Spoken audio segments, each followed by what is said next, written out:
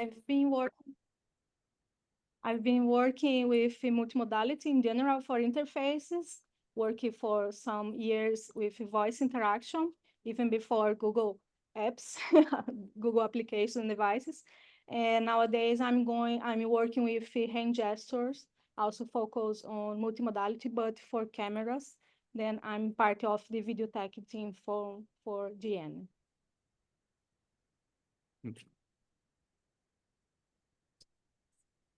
Hi, everyone. My name is Anuj, and I used to be a part of the Jabra team before I joined Adobe recently.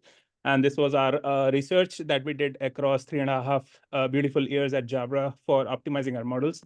My experience has been, I have a master's in computer engineering, and I started my career with Bose in terms of optimizing neural networks for running on your headphone devices and other kind of audio devices.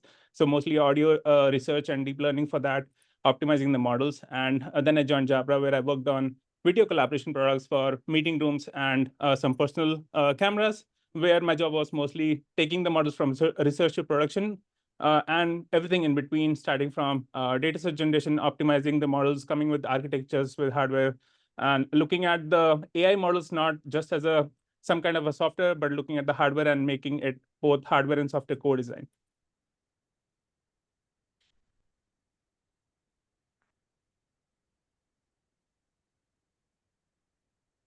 Sorry for that, technical problems. Hi, everyone. My name is Shan Ahmed Shafi. I did my master's at Leibniz University in Germany, and I'm one of the newer recruits of Jabra as a team, and I'm lucky enough to work with these guys over here, and my expertise is more in the audio domain, and we are exploring more into the multimodality as an aspect, and I'm going to be working more into how we can add audio and video together into giving a much better experience in the far end. And we also have a person in the far end who, sorry. Yeah, because he had problems with visa, but we also have one online colleague here, Narcy. He's online on Zoom. Narcy, please, could you introduce yourself? Sure. Hi, everyone. My name is Narcy. I'm an AI/ML researcher at Jabra. Previously, I did my master's and PhD from University of Missouri, Kansas City. And during the same time, I worked as a research intern at Zolos, working on mobile biometric applications. And in Jabra, my work mostly started as an edge AI model developer. And right now, I'm working mostly on synthetic data sets and developing synthetic dataset pipelines and testing out different models for different hardwares.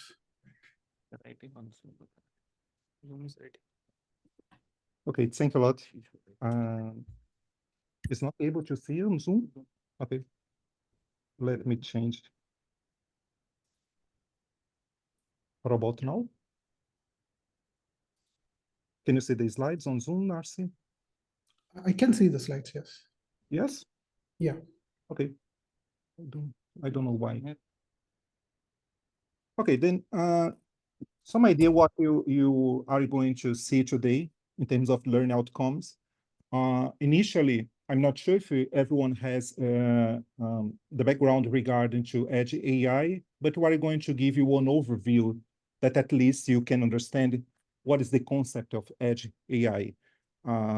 Then it's basically practical. If you have experience in developing models and neural networks in general, let's now have another point of view, how to deploy this for small devices. Then this is the concept we're going to introduce for you in the beginning. Once you have the knowledge about this module development, we're going to show to you how to deploy the modules. Of course, like at Jabra products, we have you do not have access to modify the firmware from our products. But I brought for you here this camera, and this camera, for example, it's Luxon's camera, and it has basically the same architecture as our P20 camera. The only difference here, this is open source. You can use in Python, you can use C to get your custom module and deploy directly to the camera.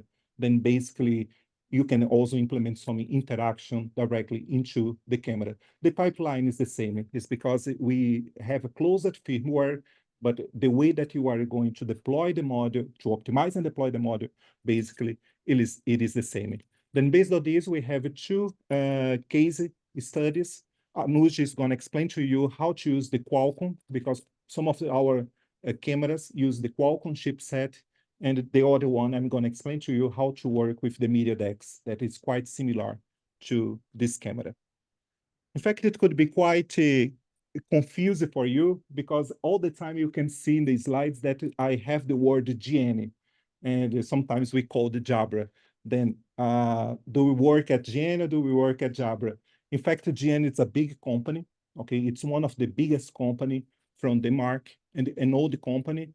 I guess it's around 155 years old. And on that time, they produce the communication between Denmark and China. And as you can see, it's a very old company in terms of technology. When we talk about Jabra, in fact, Jabra, it's a small, one of the companies that belongs to GN. We have different brands at GN. And what could be more confusing for you, it is that you know Jabra because the headsets were quite famous about audio.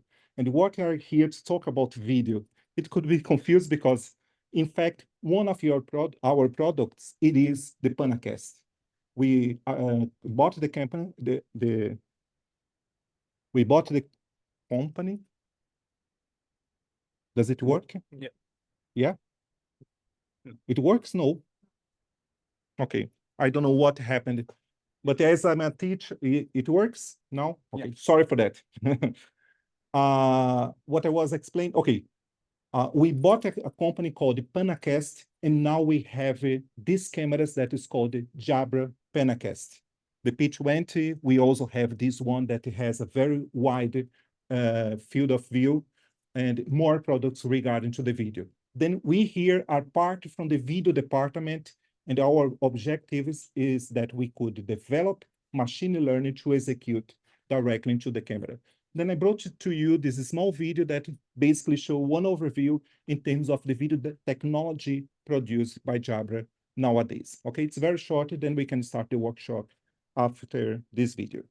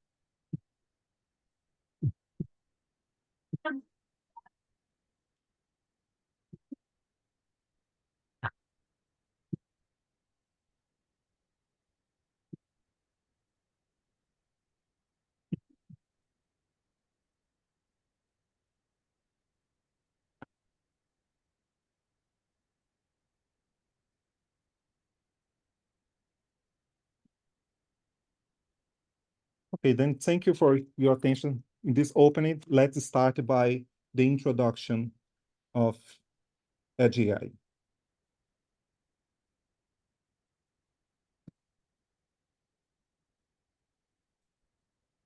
Thank you, Fabricio.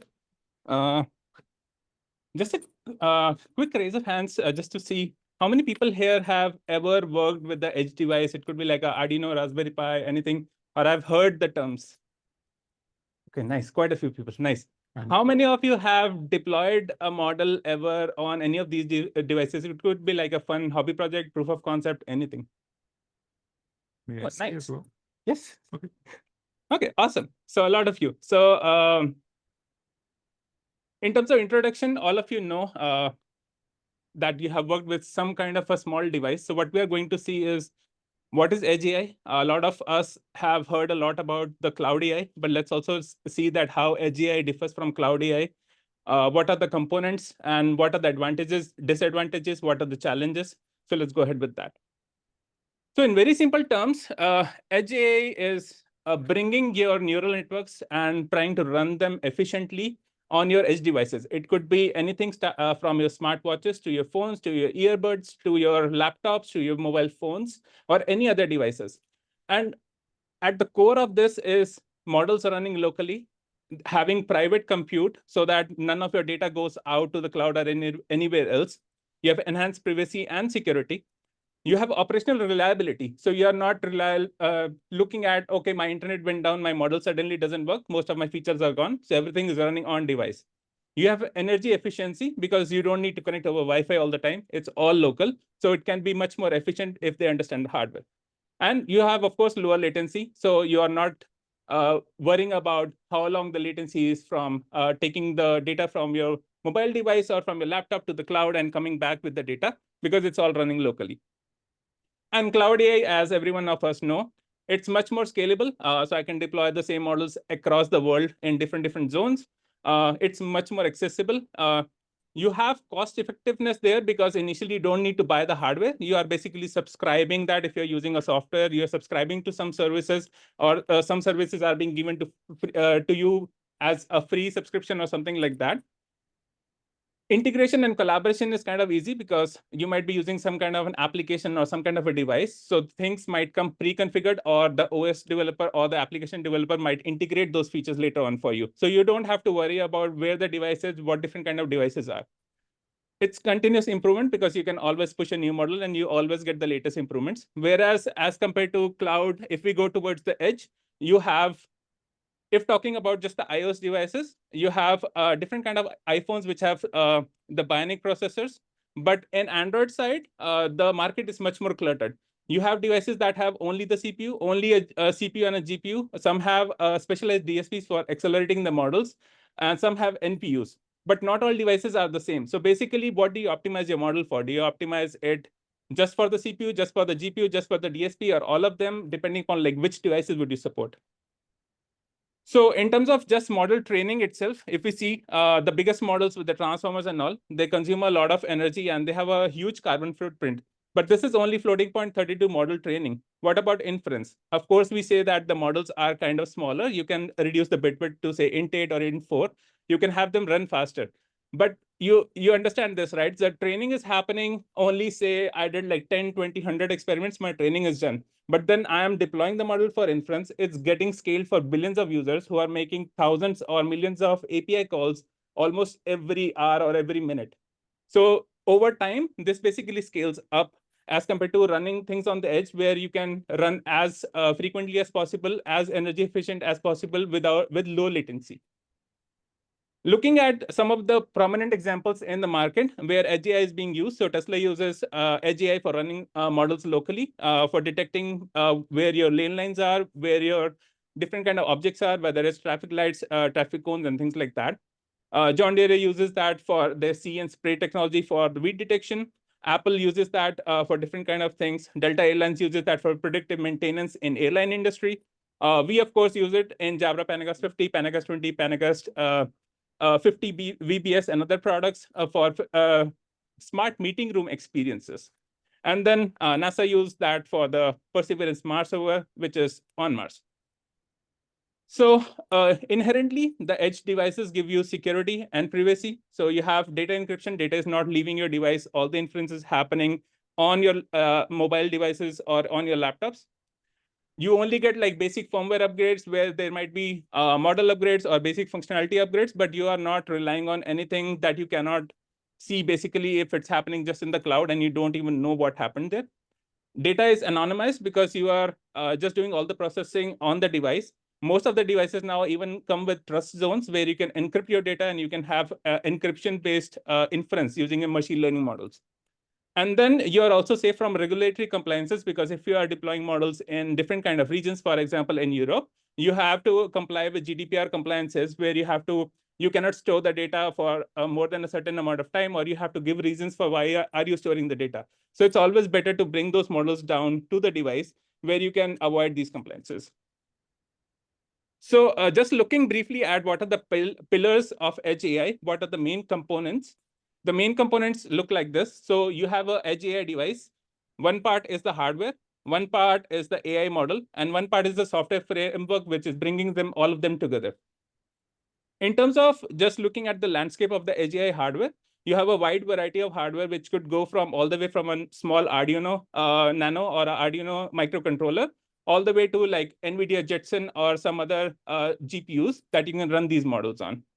So here are like some of the examples, like Arduino microcontroller, Intel Mirror X, BrainChip Akida, Google Edge TPU, Raspberry Pis, and stuff like that. Similarly, there are a couple of frameworks that you can use for deploying and optimizing your models. So you have TensorFlow Lite, TensorFlow Lite Micro specifically for microcontrollers.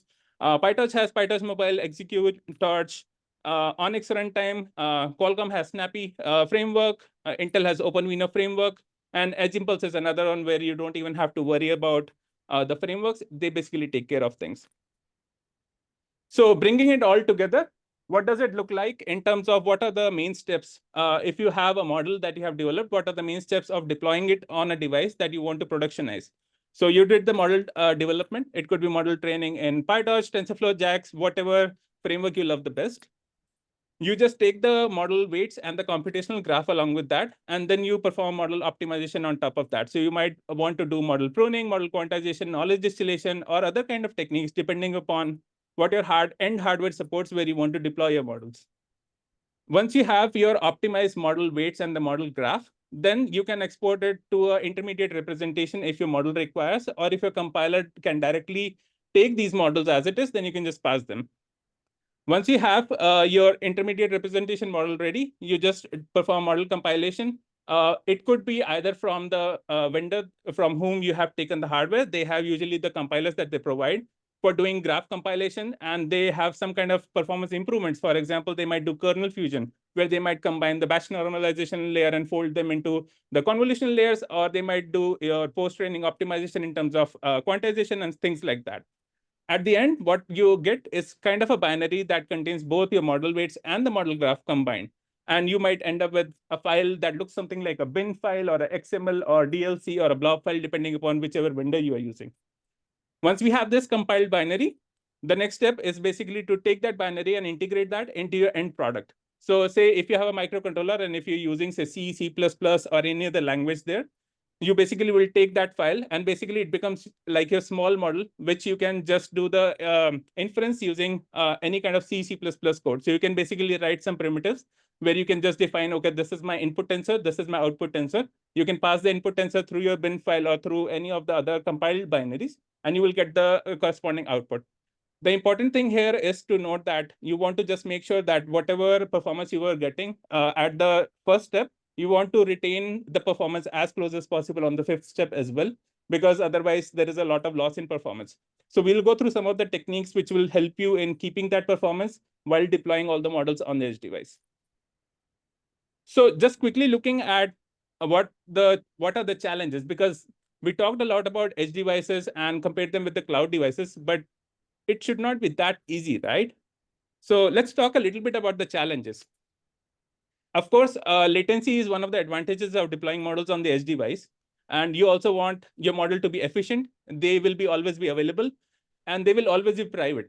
But that also comes at a cost. For example, you don't want a self-driving car having too much latency for a model processing, because if it's running at, say, a certain kind of speed, if the model is running at too much latency, then it could hit another car. Similarly, you don't want certain kind of devices looking for wake words you want them to do the processing as much as possible on the device. You don't want your words and your voice to go on the cloud every time you say a keyword. But in this, the landscape looks something like this, where we have a lot of different kind of hardwares. We have all the way from CPUs, GPUs, DSPs, and very specific deep learning accelerators. So in this, there are two kind of things that happen. As you go from the CPU to the deep learning accelerator, your flexibility keeps on decreasing while your efficiency keeps on increasing. How? If you want to deploy a simple, say, transformer model, if you want to deploy it on a CPU or a GPU, you can do it right now. Like the day transformers came out in 2017, you had the code, you could easily compile that, you can train it, you can do the inference on a CPU and a GPU. But to deploy the same model with optimization on a deep learning accelerator and to get the same inference time and the latency and the memory bandwidth optimization that you need, it took some amount of time. Why? Because they do not have that kind of flexibility, and it's all in the hardware. It's a hardware software co-design problem. It's not only software, it's not only hardware. So you need to support certain kind of layers, like in terms of if it's a int4 quantization, the hardware doesn't support it, the hardware needs to support it before they can even run a transformer layer there. Similarly, in terms of efficiency, the deep learning accelerators are very efficient because they have CNN accelerators or matrix multipliers that are really efficient to do these processing really fast at a very low power constraints. But in the terms of a CPU, if you run the same model for inference or training on your, say, a laptop CPU, it will definitely consume more amount of power. So how does the model inference look like? We talked about the 5 steps about, okay, we have a model, we start from there, we compile the binary, and we can deploy it. So how does it look like in practice? Say I want to perform, say, image classification. I have an input image in CSW format, number of channels, my batch size, height, and width. So basically, I have a compiled model binary, which contains my model compiled graph and the model weights, which have been optimized. Now, in terms of the memory bandwidth, what does this mean? When I'm doing an inference on the hardware, the memory bandwidth comprises of a couple of things. It's my input image or the input tensor that I'm passing. It's my constant model weights that have been compiled into the binary. It's my output and the intermediate activations. And depending upon how much bigger or smaller your input is, your activation size will keep on changing. So these things comprise of your total memory bandwidth. But this is only a small part, right? Because if you are making a system, if you're making a camera system, it's not only a model, it has audio, it has video, it has other things. And audio and video, as you know, have much tighter latency constraints because you don't want the audio to be coming after the video has already arrived, or you don't want the video to come after the audio has arrived, right? So you want all the things to work, and you want to give the higher priority to audio and video, but at the same time, you want to run the model. And if it's a unified memory architecture, where all video, audio, and the ML are using the same memory, so that means you are constrained by the total amount of memory that you have available. So if video and audio are already using a memory, which is a higher priority, then in models, you only have a certain amount of memory bandwidth that you can use. So based upon this, you want to constrain and understand that what your hardware offers and what are the memory constraints and what kind of memory does your model consume in total runtime. So that will be your total runtime memory, your model activations, model weights, inputs and outputs, plus the rest of the things. That's your runtime memory bandwidth. So looking at all of these things, just to go a little bit more into the depth and understanding that what takes it to understand how to deploy models on the edge devices, there is a model. So that's called a roofline model. Let's look at that. So what the roofline model does, it's basically a plot between the operational intensity of your hardware versus the performance that you can get out of it. So basically, number of operations that you have to perform per byte versus the number of operations your hardware can perform per second. And the slope here defines the memory bandwidth that you have. So when you're deploying a model on a hardware device, you basically want to be as right as possible of the inflection point. Why? Say I can assume like I have a processing element which is capable of processing a single MAC operation, multiply accumulate operation. Now, say I have 10 processing elements, but my memory bandwidth is low. So that means if I cannot get the data to my processing elements on time, my processing elements are sitting idle. So that means I am bandwidth limited. I cannot provide the data as fast as possible to my processing elements. They are sitting idle, so that's of no use to me.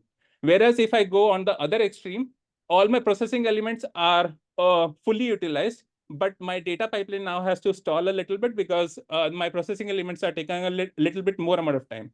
So what this tells us is that we need to focus on both the memory bandwidth as well as fully utilizing our processing elements. So ideally, we would like our processing elements to be used 100% at the utilization, but that's theoretical. In practical cases, even if you get 60 to 70% of utilization, that's like a really good scenario. So in terms of operational intensity and the performance of the model on a certain hardware, you want to be as right as possible, or at least at the inflection point. And that's where you can say you are fully utilizing your hardware in terms of processing elements and the memory bandwidth, and you're optimizing your models for the certain hardware. So we talked about the roofline model, which gives us the graphical representation to illustrate architecture performance across the different levels of the operational intensity that we can get for a certain model on the hardware. Any questions so far? Ooh, thank you.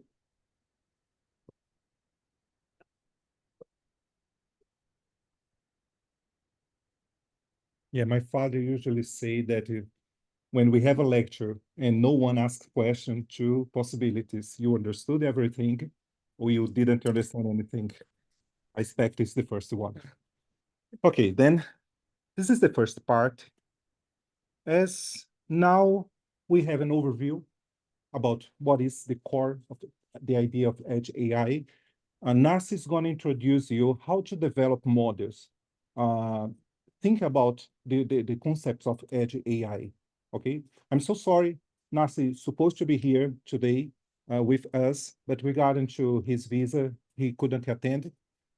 He is in India now. If he has some kind of technical problems, we recorded a video, one offline video, then I can present the video. But I expected everything's gonna work today. Okay, Narcy, can you hear me? Yes, I can hear you. And let's change now. I'm going to stop sharing here. If you can share your screen with us. Yes. Now everyone can see your video. Yes, nice. Thank you a lot. Then module development for Edge AI. Hello, everyone. So for my part of the presentation, I will be talking about mostly like what was our thought process when we are developing a segmentation model during 2021 to 22 for our web cameras, especially for P20 personal web camera.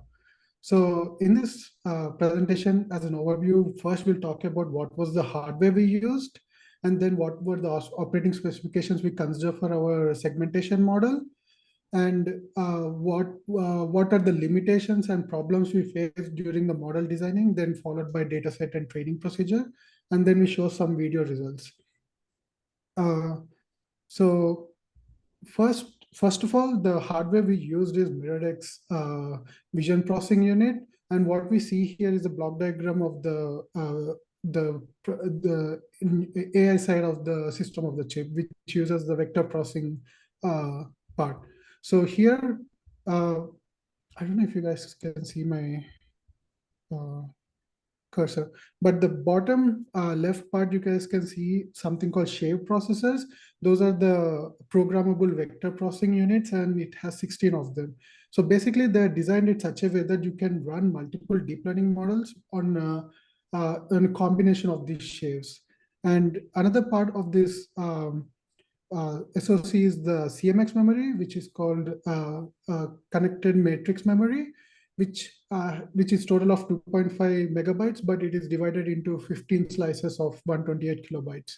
And basically, the way we can use the hardware is we can combine a set of shaves, processors, and slices of memory to perform different operations. For example, we can use 4 of the shaves and 4 of the slices to create a head and body detector deep learning model. And we can use another set of shapes and slices to do any other deep learning model or a vector processing unit together in parallel. Another part of the MirrorX chip is the neural compute engine. It has a set of deep learning layers which are optimized to run on the MirrorX. Secondly, the operating specifications for our model is that when we started this project, we already know that there are some pipelines already existing on the camera. A few of them are the video and audio processing pipelines. They're already using a set of shapes and slices of memory on the camera. And also along with that, we have other deep learning models such as head and body detector, which is running parallelly in the hardware. Because of that, when we decided to add a body segmentation model, we were left with only 2 shapes and 2 slices of memory. So going back, MirrorX advertised their hardware can run at maximum or peak of 400 million operations per second. That means when we ended up with 2 shapes and 2 slices, we have very less amount of compute and very less amount of memory to work with. Because of that, we decided not to go into like a really complex segmentation model for person.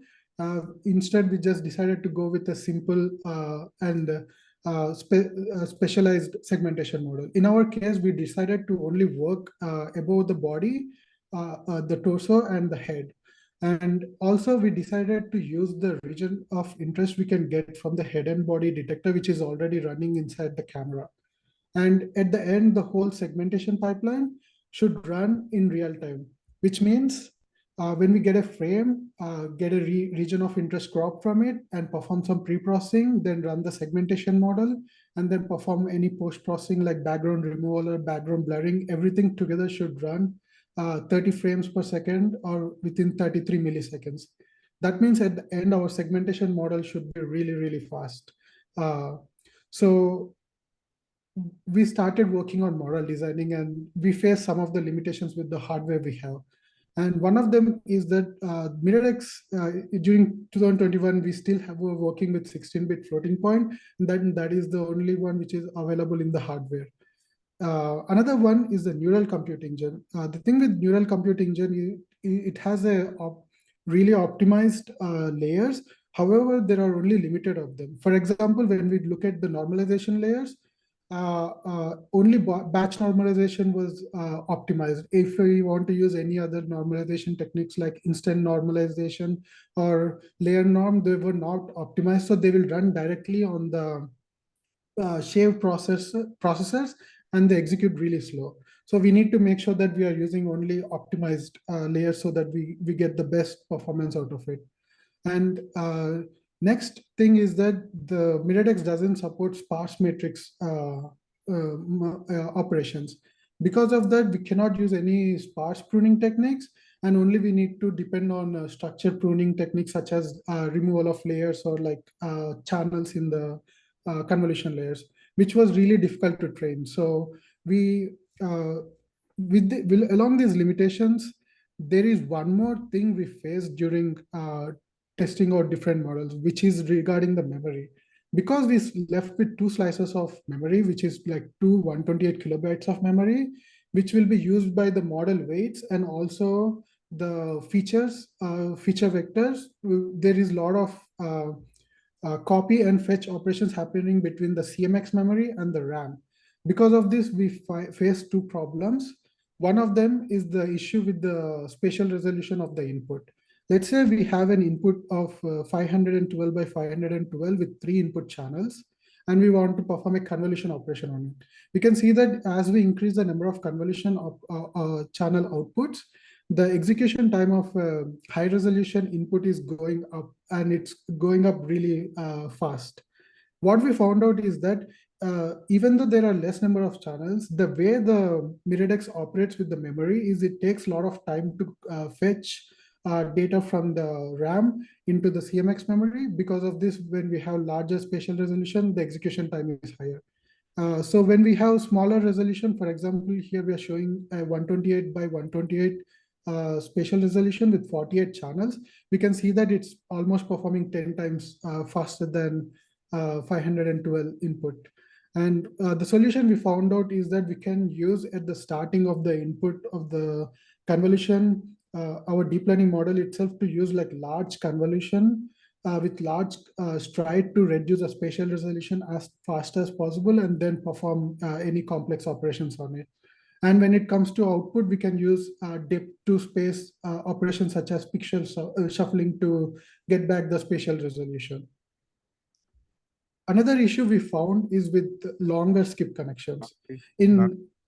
We had a problem here with the microphone. Give me a second. Yes. To see if it returns. Yes. Yes. Now we have the microphone back. If you can, yes, restart. Is it the previous slide? No, only the next. Only, yes, I guess. Okay. Yeah. We lost like your last explanation about this slide. Okay. So especially for this issue regarding the skip connections, what we found out is that usually in segmentation model, we use an encoder decoder architectures for semantic segmentations, which is like a standard, and UNet is the initial original segmentation architecture. Here, what we found out is that during our experiments, especially when there are longer skip connections from input of the encoder to the output of the encoder, the copy and fetch operations for skip and concatenation are taking a lot of time. Here we are showing with like an exaggerated example because we never use this big of a unit in edge AI applications, but we wanted to show the operation times for skip operation and concatenation operation. And as we can see that as the feature size increase, the execution of those operations also take time. So the solution we came up with this is that whenever we have a long skip connection from input to output, we try to use a simple one-by-one convolutions to reduce the feature size. So the storage, the execution, like the memory size would be smaller. So copy and fetch operations will be also faster. So overall, in our model designing, whenever we want to make our model, we want to make sure that the layers are available in neural computing engine so that they are optimized and run faster. And then to reduce the issue with the memory for spatial resolution, we use large kernels and large stride convolution layers and pixel shuffling at the output for that. And for reducing the memory footprint, we used smaller feature sizes. And also whenever there are longer skip connections, we used one-by-one convolutions to reduce the feature size. And through our research, we tried different convolution blocks, like we tried ResNet block and MobileNet blocks and DenseNet blocks. And during this time, during 2021, a paper published on BiCNet for semantic segmentation, where they proposed a short-term dense concatenate module. And we used a modified version of that in our model. At the end, this is a model we stick with. On the left side, we see our segmentation model, which has encoder and decoder block. Unlike UNet architecture, in decoder, we did not extract features at each layer of the decoder. Instead, we found out that simply upscaling the encoded features and combining them and performing a small amount of convolutions on them, we were able to extract good enough results. And secondly, we can see that what we talked about using a large strided convolution layer at the input of the encoder and pixel shuffling at the output to reduce the spatial footprint. And then we use the one-by-one convolutions to squeeze the features whenever we perform the skip connections. At the end, we were able to end up with a model size of only 300,000 parameters, and were able to run the whole model on our 2 slices and 2 shaves at 18 milliseconds. So we have the model, we need the data set. First, we started with collecting as much as data we can from the real, and we did an in-house data collection for a single person with our personal P20 cameras with different poses, lighting conditions, any occlusions like wearing a face mask or like a long beard, headset, and everything. And this work was mainly done with my ex-colleague. His name is Haris Jilani. He worked with the company to collect the data and did some initial processing on it. But no matter what, it's really difficult to collect a large amount of real data and also annotate it. So we decided to also add our own synthetic data set to the pipeline so that we can increase the overall training set. This work was done by me, and we used a bunch of 3D models we bought and combined and simulated everything in the Blender to generate different poses for the person. During our training, one thing we found an issue is that if we just simply combine all the real and synthetic data sets together and just train, we have really a lot of issues with flickering, or like sometimes it doesn't even segment the person. So we started playing with distribution of real and synthetic data for each batch. At the end, we found out that using like 30% real data and 70% synthetic data in a batch, and then performing a bunch of augmentations on it, and for training, it actually gave us pretty good results. And for training, initially we used self-supervised learning technique Dino just to have some pre-trained weights. And then we trained the model on our training set for almost 10,000 batches. And what we see here is an ideal condition of how the model operates. Like it gets a region of interest crop and it's above the waist, and only the person is in that. And right now the model runs on hardware at 18 milliseconds. And one more example we're going to show is like for when we use the full frame from the camera instead of using just the region of interest. Here you can see that as we trained only on the single person training data, we have some issues. Like for example, if a person comes into the frame, you can see that it has difficulty blurring out immediately. And sometimes there are like trees and objects like that, they come into frame.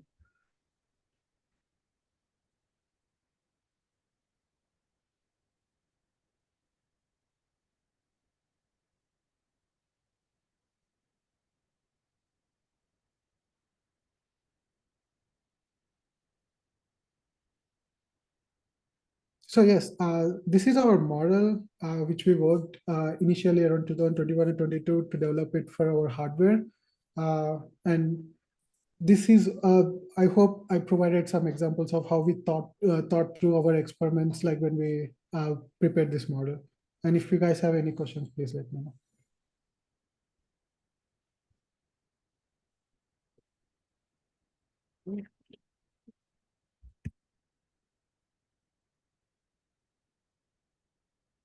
Sure. Narsi, we have some questions. Yes. Okay. Segmentation, was it Dino or unit that was used? Was Dino used for feature extraction and then unit, the features are fed to unit, or what was the architecture? Okay, so the question is for the segmentation, was it the Dino or the unit model? And if Dino was used or unit was used, how was the training? Like, what was being trained and what happened where? So, Narsi. So for Dino, we just replaced, I think Dino was initially using VIT. Like Dino uses a single model for as a teacher and a student. So in our case, we did the same thing. We just used our own model as a teacher and student for training. And when we did an experiment with image classification, just on the self-supervised model at that time, the performance went from like 13% accuracy at top 5 to 60% accuracy at top 5 like detection.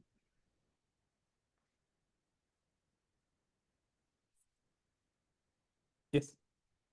Do you have any exhaustive list of things that we should check out within the processor while training the model? These are the things that you look at. In the architecture that he showed, that there was something do we have any exhaustive list for any processor? So, Narsi, any exhaustive list for the processor to check out before like optimizing the model for running, like how you did that? I can go into what we did. We started using NAS as an initial experiment where we tried to see if existing NAS architectures can work. And we had a difficulty coming up with the model using that. So we just said, screw it, just brute force and create an Excel sheet of all the layers and all the activation functions and anything we can, and just try to loop it through our hardware to see if we can find any information. And through that, what we found is that the memory issues, especially, and that's how we found out, oh, we know that there is some memory issues on this hardware. So what kind of models we can look into? That's how we try to limit our search in terms of what kind of experiments we can do. Yes. Yeah. Just a follow-up question, like based on the problem, how do you decide which kind of So the question is, based upon the hardware, how do you decide, like, based on the problem, how do you decide which hardware to use? So for our case, I think hardware was already pre-decided. Yeah, we did not have an option for that. We came into the, we already have the hardware, and they asked us like what we can do it with that. Yeah, if we had an option, we would have Oh yeah, gone with a different approach, maybe. So this camera was already in production, and then we came in and we started doing the optimizations. Sometimes we have a fight with the engineer team. These guys optimize the models, and we send to the engineer team. And we have different shades available, the shade is used. And it's always a fight. Okay, you give me one more shade for optimize. No, because we can reset the shade for another application. Then the hardware is predefined. This is the hardware. We must work around the hardware. But the idea is, if we start implementing many models that it cannot be supported because of the limited number of shapes available. But in the P2M or in the Panacastle or the P50, what we could like improve it, provided to the user different firmware.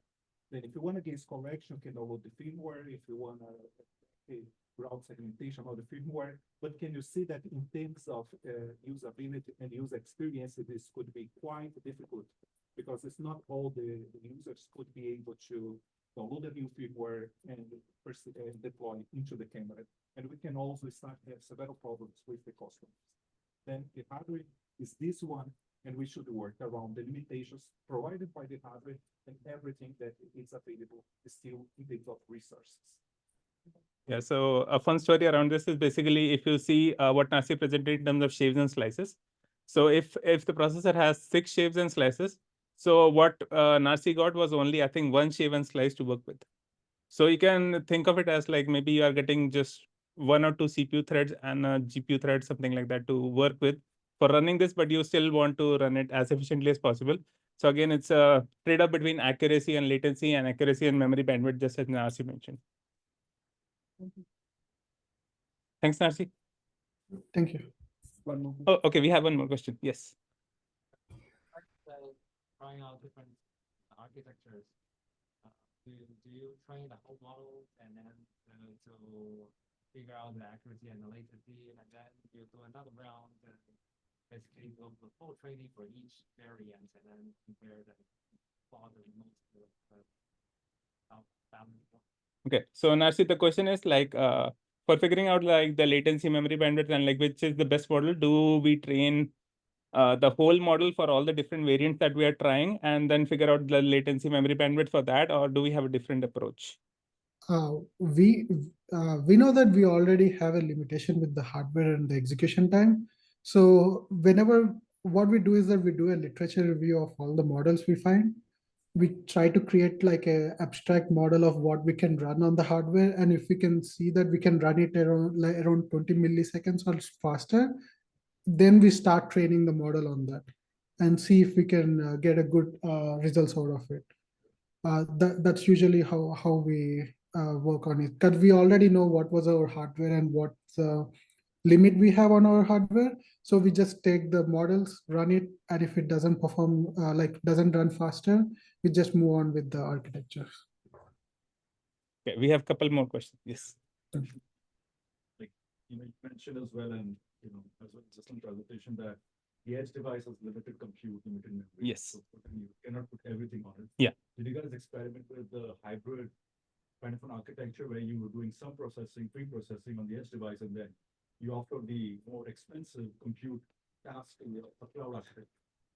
Okay, so we did not, because I can answer this, I guess, or unless Narsi, you want to take this? No, you know better on this. Okay, so the reason being at the core of all our products is user privacy. We don't want to send any data. We don't collect any data. Even if you see those devices, this device, any other device, you can turn off the Wi-Fi and the internet. You can run them yourself. All the compute runs on the device. Nothing leaves the or goes to the cloud. It's being powered through that USB. Or for the bigger devices, they are being powered through like the plug-in socket. That's it. So that's one of the reasons we don't do any kind of data collection or anything, and we did not want it to go hybrid. Of course, that's one of the approach that we could have taken, and we could have run into like multiple bigger models.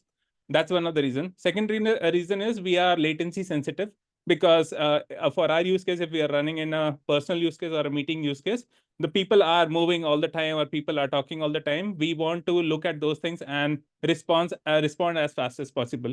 So given the latency, additional latency that might be there for hitting the cloud and coming back, that was not simply possible. So these are like a couple of reasons for that.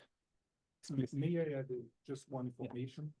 Privacy is so important for us in Jabra that if you imagine, we have probably the best source of collecting data. That is the camera.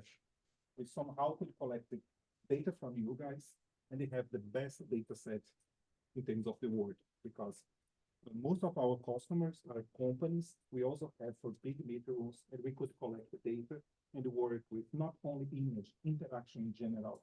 We could see human perception. I could have body movements, hand gestures for Elizabeth. but it's so important that we never touch on the data from our customers. That we don't have access to the video stream that comes from you. Because of this, we always think about how to process this in the camera and even the things of background, because most of you probably using Zoom, use Teams for virtual and hybrid meetings, and probably you enable the background segmentation. But the video that came from your webcam and going to the computer, the operating system or third-party application couldn't have access to the background.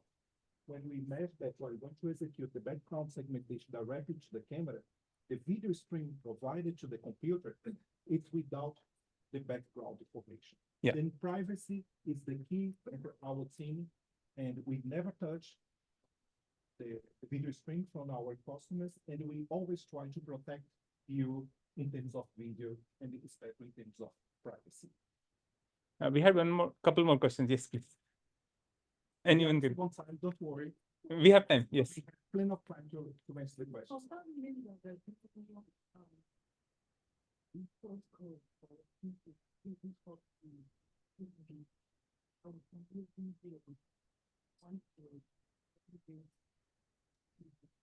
Oh, like you mean like open source code for the models? So these are all, so the question is like, do we have any open source code or anything for these models? So these are all proprietary models with the data set. And like the gentleman also mentioned in one of the workshops, it's not about the models nowadays, it's becoming more about the data set. And that's where the core is. Like we have our own pipeline of synthetic data set and all those things in-house. So yeah, the models are not available. Everything is available just on the device for inference.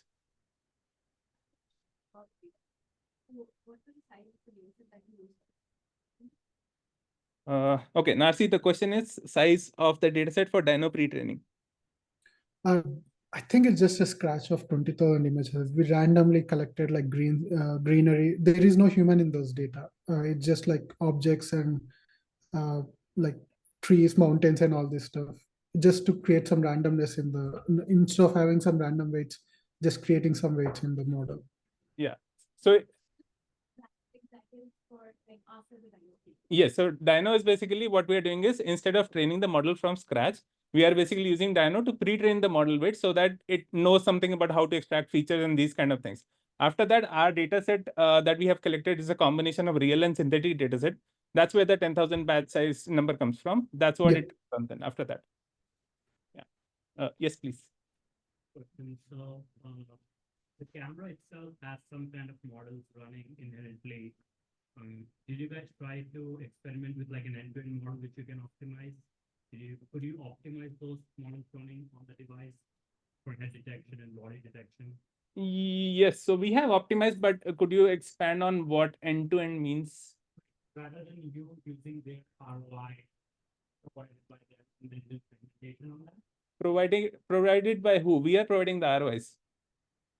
I thought the camera itself was. Yeah, so it's our camera. In the camera, how the stream works is we get the entire full field of view, whether it's 180-degree in these kind of cameras or whether it's 90-degree or configurable in those kind of cameras. Based on that, we run our person detector and other kind of models.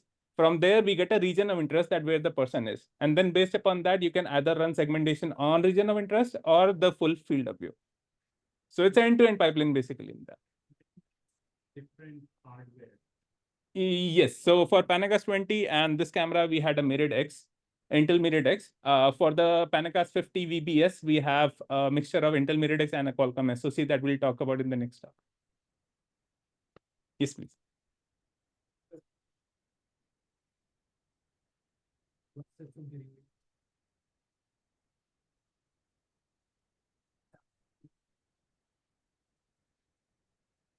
Sure. Narsi, can you expand a little bit more on the synthetic data set, like how big it is and what were the challenges and what challenges you are facing even now with that? Synthetic data set, I think we limited it to 50,000 images or something at that time. Challenges is basically I have no clue about 3D modeling. That's the biggest challenge. I don't know why I took up that initially when I did, because I just saw Python in Blender. I'm like, oh, cool, there is Python. I can try something. And that's how it started. And I think at this point, I was able to develop a pipeline for Blender and I was able to generate a lot of data. But the issue we ran into with that pipeline is that whenever someone else tried to install it in their hardware, it doesn't work properly.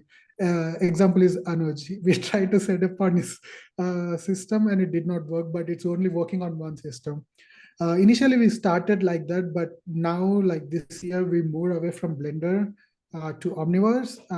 We don't have anything yet to share on that, but we have good start in terms of what we can do in Omniverse. Yeah, I also have a couple of stories around that. So some of the use cases that we were seeing was some of the models would detect like misdetections or would not perform well on segmentations. For example, if I have my hands up or hands behind the head. So in those cases, it was kind of a challenge. I remember Nasi was working with that and we were trying to get the hands in the right position, but sometimes it will go like this, or go just like in a different direction altogether, not usable. So another thing is like most of the models are like frame based. Like generally models are trained on just individual images. But since we are working on video based, there is a temporal aspect as well, which actually helps in stabilizing whether it's like object detection in terms of bounding boxes or even segmentation maps and things like that. So for that, you need to now generate video frames and not just the image frames, because image frames alone won't work. So there is a time dependence and time continuity that's required there. So there have been like a lot of challenges that we have been going through in terms of synthetic dataset generation. But now, as Narsi mentioned, we are moving a little bit away from that. So hopefully that will help. Let's see. Yes, please. So video frames basically mean like if I am training a model on independent images, for example, let's take a simple example of say image classification. If I want to train a model for image classification on ImageNet, I'll take the ImageNet dataset. Those images are separate individual images, right? They don't have, for example, for a person detection or person classification, they don't have the same person across all the frames. But if I record a video of myself using one of the cameras, I am consistently in the frame. So from each frame to frame, if I'm moving around a little bit, there is that temporal aspect that's coming in terms of detecting me as compared to just taking my individual frames when I'm standing here, there, or somewhere else. So you are missing that temporal aspect. Like, how did I go from here to here? It will miss that if I'm just capturing images. But if I'm capturing videos, so then it knows that these are the steps that he took to go from here to here. So in between, I can then use some layers like COM-GRU or LSTM or those kind of layers that can capture that temporal aspect along with the normal convolutions or normal transformer layers. And that actually helps to smoothen out the bounding boxes or the segmentation maps in the background.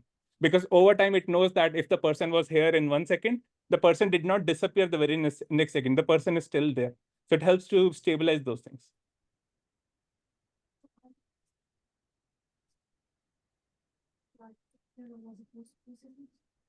So Narsi, are we using any temporal layers in our model or in post-processing? Like in the final model we developed, we used a convolutional GRU at the end of the encoder block. That's the only temporal like layer we were able to add, because temporal layer adds another complexity, like adds more parameters and more operations per unit. So we just decided not to use a lot of them, and like one simple convolutional GRU, that's what we used. Yes. Implementing the temporal component into the network, did it cause any additional strain on the hardware when you were running the input? Or you had to do something special to make that temporal thing work? So Narsi, the question is, did we had to do any additional thing or challenges to add the temporal thing and then run it on the hardware efficiently? Mostly the way we needed to run was the hardware doesn't support memory, like it doesn't save any memory. So we actually needed to just create like a separate variable where we copy the output of the GR unit every time when we run a new frame. Other than that, I don't think we did any additional stuff. Yeah, but just using the LSTM itself does add a little bit more to the memory bandwidth, because now until you reach the output, you still have to maintain all the intermediate steps for all the time steps. So that's additional memory that you have to keep in mind while adding that. That's why only like one layer in there, and that too, like instead of normal LSTM, you can use like a convolutional GRU or something, so that you can use best of convolution, little bit of GRU, a mix of that, and still get the temporal stability. Yes. What was the main roadblock that made you give up? Like, was it the time you were saving and then what the of the hardware and enterprise? So what was the challenge of using NAS basically for like, was it hardware in the loop or taking too much time or not having good architectures? What happened? I think at that time, the hardware architectures we were trying out initially, like before we did the brute force experiment, initially we tried all the known architectures, which are like mobile NAS or like mobile net architectures. We tried using those, but still at the end we were unable to like run the model on real time in the camera on two shapes and two slices. That's the main issue. But I think when thinking back now, once we did the brute force, we know what kind of layers work and what kind of architecture works. Maybe if we go back again to NAS and try it out, we might find better model probably.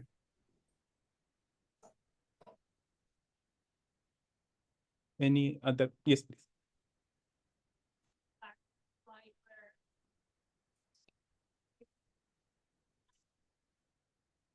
Make it yes.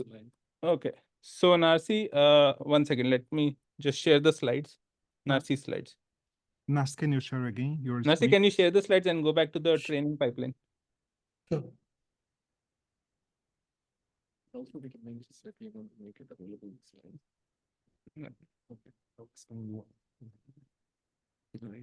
The training pipeline. Yeah. These are the only two slides. Yeah, yeah, yep.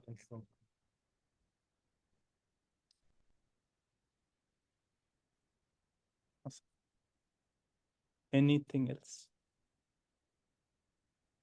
Yes. So you mentioned that having temporal patients helps the so how did you train your network video and static images? Yeah, good question. So the question is, how did you train the model on both static images and the video data to add the temporal aspect in there? Oh, so when we added temporal component to our model, we have two sets of training. In the same iteration, first we get a set of batch of images for which are like single frame data, and we just train the model on that for few epochs, and then we slowly add more video data into our training. That's how we did the training.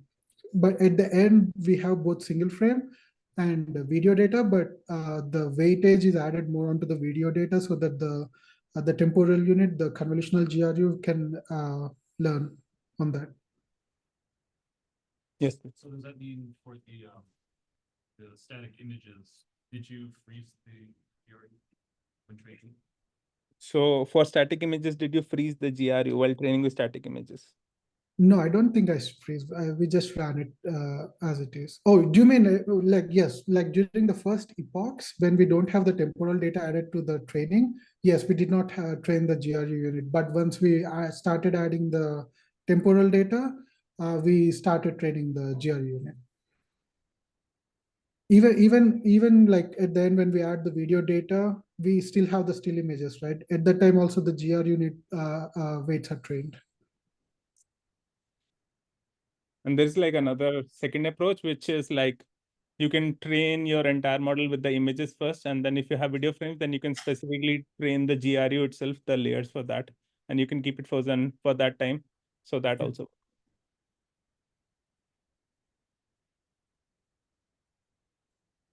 Okay, so it's time for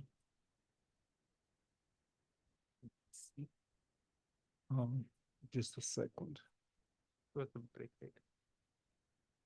Yeah, then Narsi, thank a lot.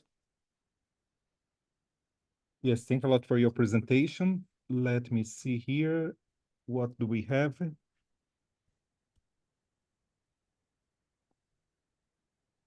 fact, it's a break now. Yeah. Okay, then it's time for a break. In fact, Thank you a lot for the questions. This is the way that I like to have lectures and interact with my students. Then with you, it was an amazing section. Let's see, I'm gonna give you a bit more than half an hour. We will start again 3:45, okay? Then we can continue with the module deployment. Thank you a lot for the moment. See you in half an hour.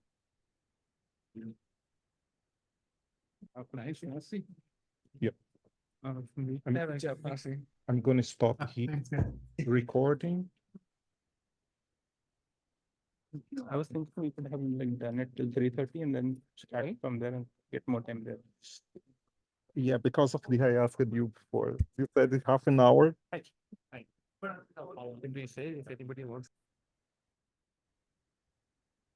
Okay, let's restart. Can you hear me? Yeah.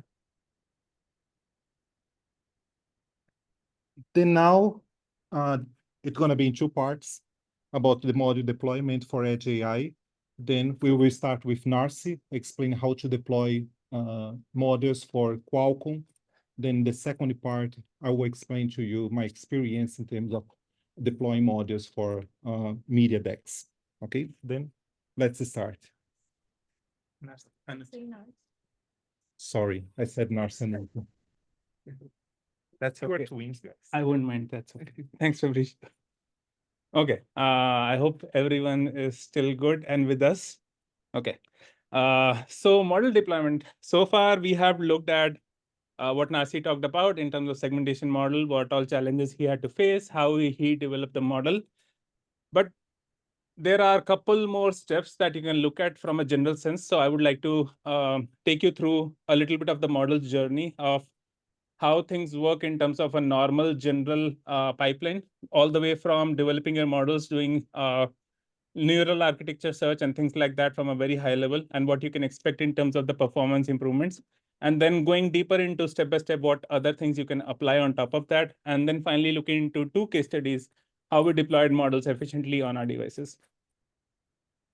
So here's the agenda. We'll look at model compression techniques. We'll try to define some key metrics so that we can look at each of the compression techniques and compare them in terms of performance and other kind of things, that how we are doing with them, like what kind of things do these things offer? Otherwise, what's the use of just talking about just a compression if we don't have any metrics to compare them on? Then we'll talk about the case studies and a summary. So in terms of model deployment for Edge AI, model deployment is a critical phase because you have now trained your model using PyTorch, TensorFlow, any kind of framework. Now you want to optimize your model, you want to deploy a model, but it's not that easy on the edge as compared to maybe on a CPU or on a laptop on the GPU.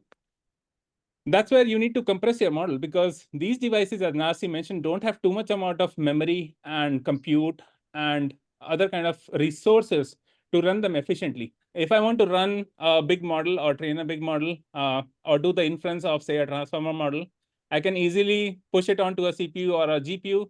It will still sweat a little bit on the CPU. On the GPU, it should be pretty much okay, given that I'm running with, like, say, int4 quantization or maybe with half precision at floating point 16 or something like that. Should be totally fine.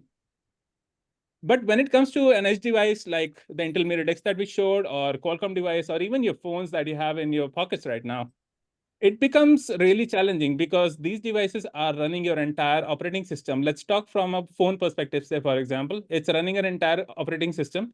There are certain processes that are happening in the background. There is audio, video, co-processing systems and other kind of things that are working. And then model and the other neural hardware becomes a very small part of it.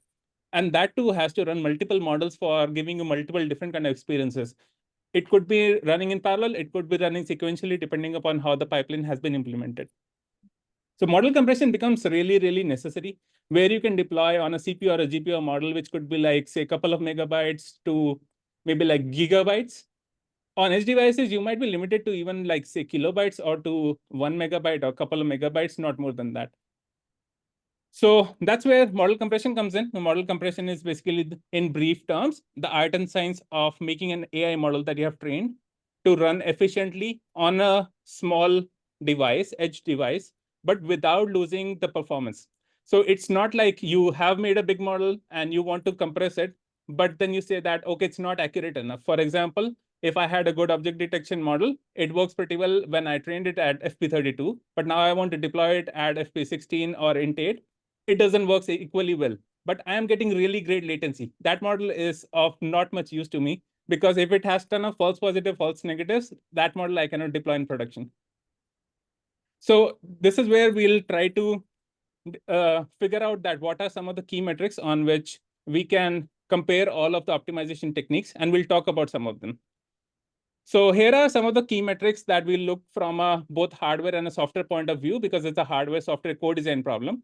We'll talk about size reduction. Of course, size reduction is important because the model, as I told you before, in terms of a single inference, model weights, model activations, inputs and outputs, that comprises of the runtime memory bandwidth that you need. So size reduction is important because your model size goes down, so you use less amount of memory. Model accuracy is equally important. You want a good, accurate model. You don't want a model that's run faster but is of no use at all. Model throughput, the amount of processes that you can do using your processing elements, basically the amount of processing that you can do or number of inferences you can do in an inference point of view that you can do per second. So that becomes kind of your throughput.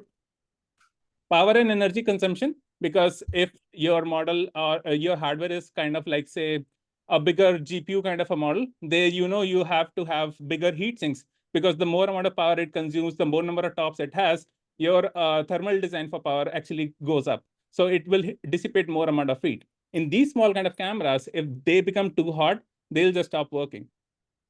Memory bandwidth, as we talked before, and the latency, because all the things need to run in a certain time frame.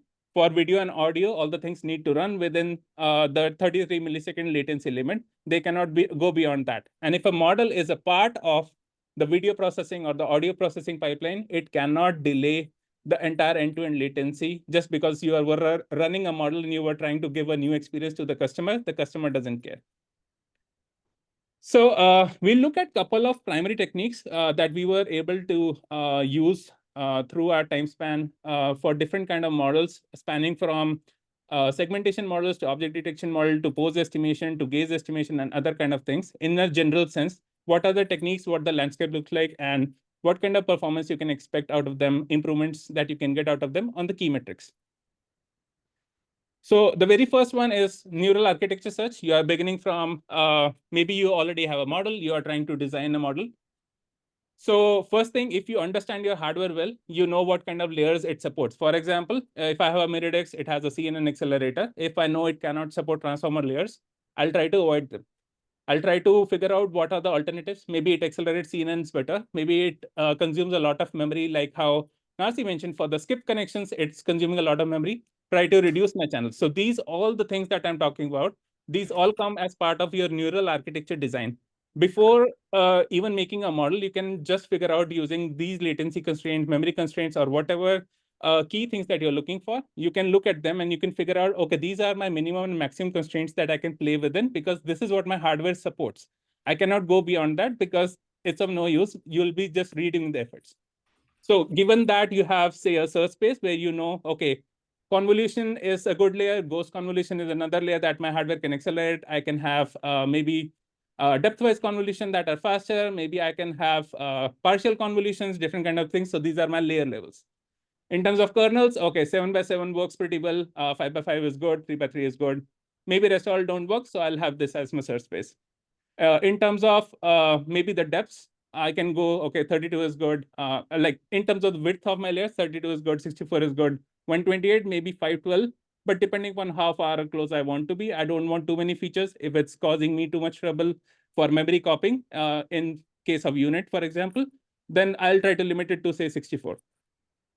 So once you have a search space, you can use like a controller. It could be like a reinforcement learning algorithm. It could be genetic algorithm that you can go through, and then it will reiterate through all of these things, and it'll give you a architecture, initial architecture. Now, there are two ways. One is that you can look at all the layers and you can look at the latency of layers individually, and you can figure out, okay, these layers are run at this runtime.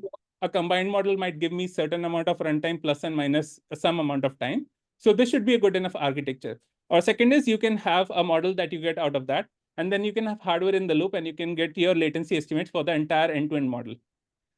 then maybe you are not happy with the performance of the model in terms of accuracy, in terms of the latency, in terms of memory bandwidth. So here we are working with two different kind of trade-offs: accuracy versus memory bandwidth, accuracy versus latency.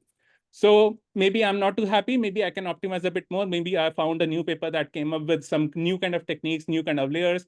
Maybe I can play some kind of kernel tricks here.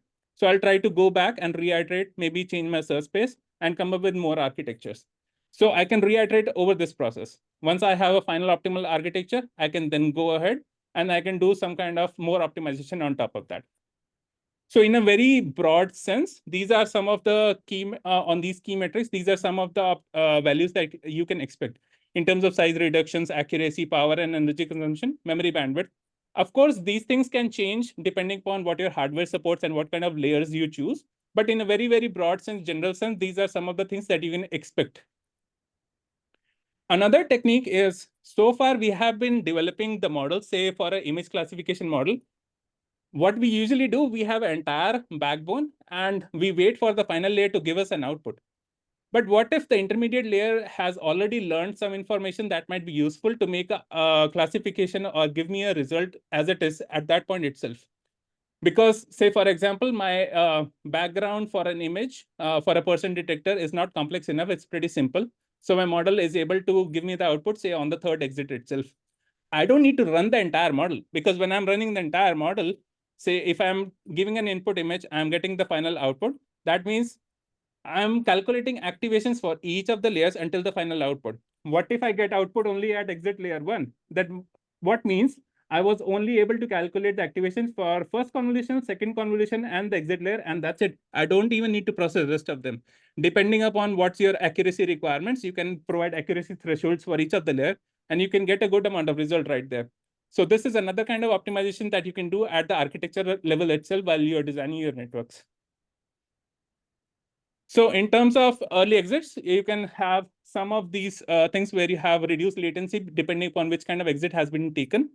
You have lower energy consumption as a effect of that. And then you have adaptive computation depending upon how complex or easy your scenario is on which you are doing your processing or input is.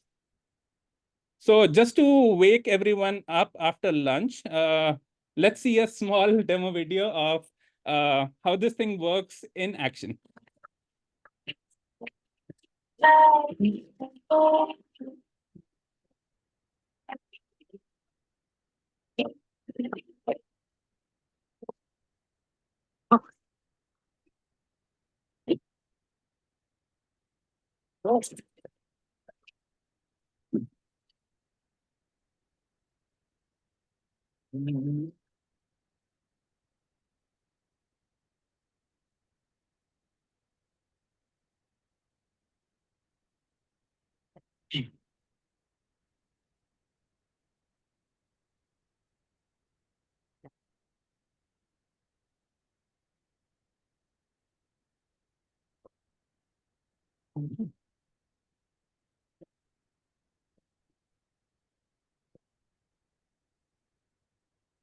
Okay, so what just happened here, we saw this architecture. This is the exact same architecture that's doing an inference. It's basically a very simple classifier saying whether a human is present in a scene or not.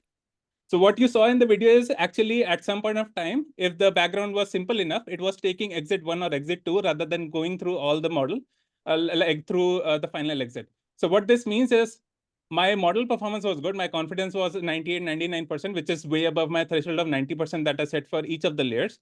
But at the same time, I reduced my amount of computation and memory bandwidth that was required for me. So this is a very simple use case, but this is basically a similar concept that you can use across segmentation, object detection, and other kind of things in your backbones. Now, looking at early exits, here is another example on the videos, just to understand a little bit deeper on what happened and why it made a certain decision. So we just visualize the activation maps using GradCam. So for all of these images, you can see the confidence of a human presence is 92% with exit 2, 93% with exit 2. For last one, it took exit 4 with 95.9%. Reason being, in exit 4, you cannot see the human's face. Maybe the model actually tried to look at all the features of the human face to make sure that the person is present or not. Plus, the person is a little bit farther as compared to others. And the scene is not too complex, but still it's comparatively different than what it might have seen. And here are some of the activation maps that it saw. So for exit 2, it was able to see the faces clearly. And it was like, okay, I'm sure, 98% sure. Yes, take exit 2, I'm done. I have my confidence. Similarly, for others, exit 2 and exit 3 were kind of pretty good. But in the rest of it, you see that it took it about exit 3 and exit 4 to be more confident and say that, okay, I'm now more sure that there is a person present in the scene and it's not empty scene. So overall, in terms of key metrics, these are some of the values that you can expect to have. Another new technique that's coming from the scenario of large language models is mixture of depths, which is equally applicable to our convolutional models or normal small models, which helps us to, again, have dynamic computation. So that is called mixture of depths. So this is like a architecture from recent paper by Google called mixture of depths, where for a transformer model, they have dynamic compute allocation. So what they have is, given the importance of a token, you can either pass it, if it's too important, you pass it through the entire self-attention layer and multi-layer perceptron. If it's not too important, you can just bypass it through the other layer. So the core of this is the routing layer that's right there. In a very general sense, if you want to design it using, say, a convolutional network, what you can do is maybe have a convolution layer with a linear layer that has softmax as output, as your input to the model. That softmax, say, gives you only two probabilities that take the exit or take the entire route. Based upon that, you can compute the things, and you can actually learn during training that if the input is important enough or the token is important enough to pass it through the entire model or just skip it altogether. And this again gives you dynamic compute allocation. So in this, you have computation savings, and it also provides you with a static computational graph. And again, on the key metrics, you can have some of these numbers that you can achieve. So we talked about neural architecture search, early exits, and mixture of depths. Another technique that's there is hardware-aware design. So we have talked a lot about since the afternoon that you need to understand your hardware, because it's a hardware-software co-design problem and not only a software or a hardware design problem. So what this means is that if you know that normal convolution layers that I am using for doing, say, inferencing or making a model and using them during inferencing, they might be consuming more amount of memory. Also, we know that in convolution, most of the filters contain redundant information, which is that most of the filters might look the same. So is there any way that we can reduce that amount of memory consumption? Because you have to store those filters. So can we reduce that amount of memory and compute consumption? Because you have to compute all of those filters. Can we do that? So one of the concept comes from this paper, Run, Don't Walk, which is called partial convolutions, where instead of running your convolutions across all the feature maps, you have a strategy where you select only certain number of feature maps and you copy rest of the feature maps that you have computed. You apply the next convolution only on that selected set of feature maps and then concatenate the rest of the feature maps as it is. So here you reduce the computation and the runtime memory bandwidth because you only did the compute on a certain number of feature maps that you extracted. Similarly, as Narsi also mentioned about pixel shuffle and unshuffling operations, instead of using in terms of upsampling or downsampling using transpose convolutions, which actually have a lot of compute, you can use pixel shuffle or unshuffling, which basically is a rearrangement operation, which does not cost you too much amount of compute on the hardware. Similarly, one paper from Apple that came out some time ago, Mobile One, sorry. So that paper also follows the same similar techniques, and it shows that how you can design neural networks if you understand your hardware well. And they were able to run their models on an iPhone 12 within 1 millisecond for normal classification problems on ImageNet. Another design, again from an Apple paper called FastVIT. So we all know vision transformers are heavy because self-attention has a polynomial time complexity, and then also because of the feed-forward network that's right after that. So all of those combined make it more computationally and memory intensive. You want to reduce that complexity, but you cannot remove those layers. But instead of that, if you want to use some kind of like convolutional layers, what you can do, you can over-parameterize your model during training. So most of the models that we train are over-parameterized because, as we have seen from the papers that do pruning or lottery ticket hypothesis, is that in the bigger model, there are multiple smaller models that can actually perform at a similar or better level, and you don't need all the weights. So what this basically does is uses a reparameterization trick where during training, you over-parameterize your model.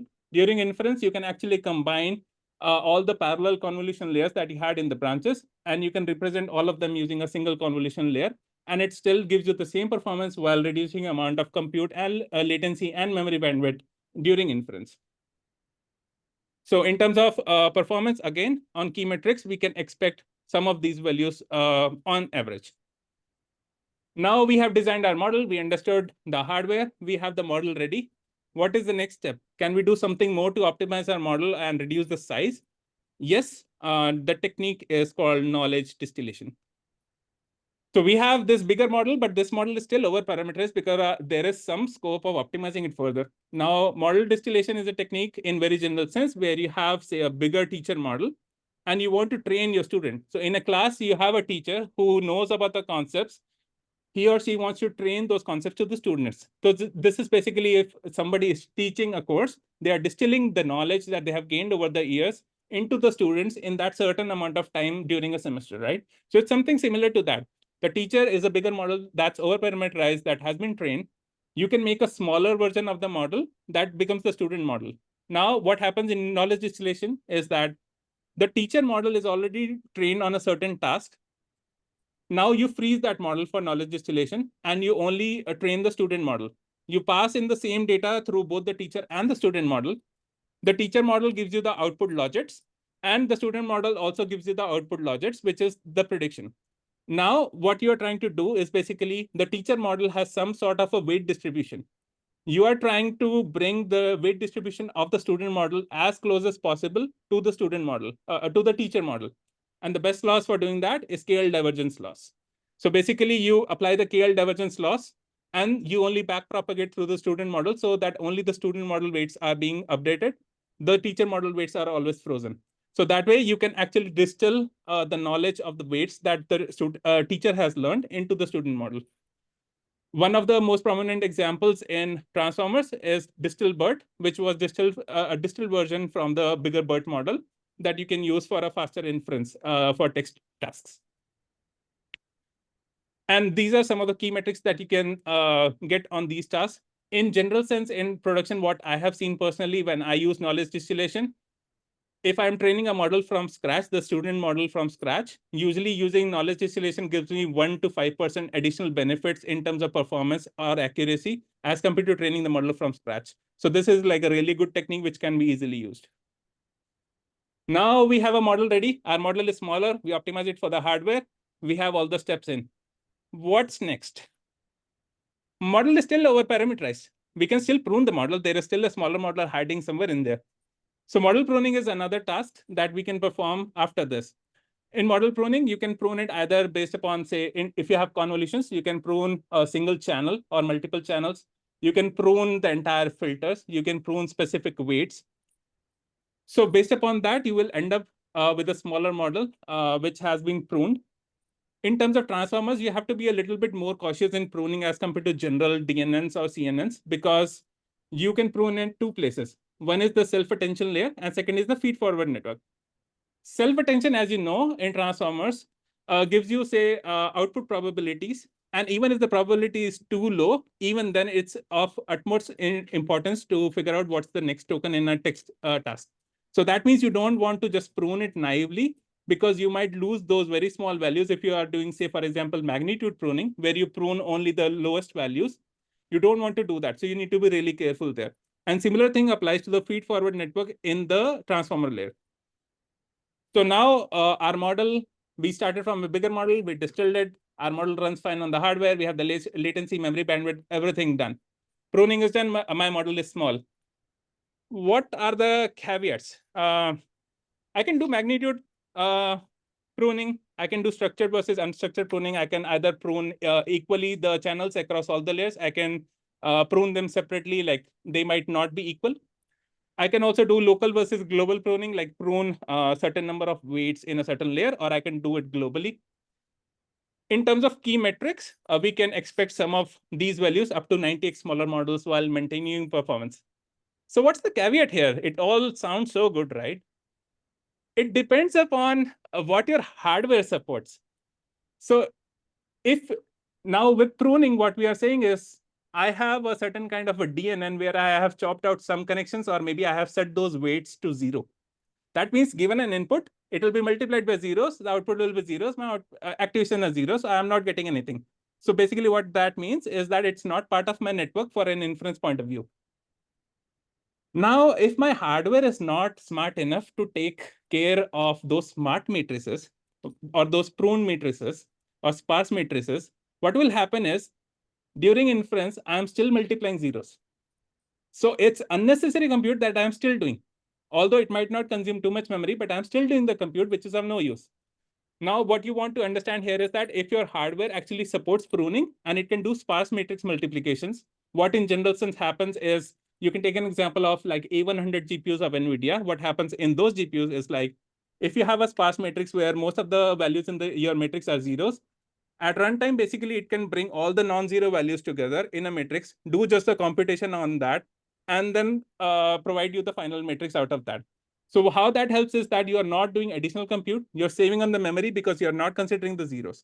And similarly, on the inference side, the new hardwares are smart enough that they can automatically do these kind of things. So you only want to do the pruning if your hardware supports it. Otherwise, it won't bring you the benefits that you want in terms of model size and latency and other kind of things. My model is small enough, but it's still at FP32, floating point 32 or floating point 16, depending upon if I train in full precision or mixed precision. What else can I do? I can do model quantization. So quantization in very basic sense is I have a model at floating point 32 or floating point 16, but it's still a huge range. My model weights are high.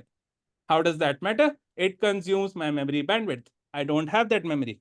What do? Reduce the memory bandwidth. How much can I do it? Whatever the hardware supports and whatever my framework supports. If my hardware supports only int8, I can only go to int8.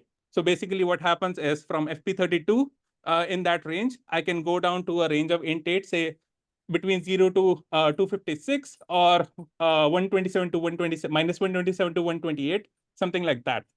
But what happens here? You end up with quantization errors. Why?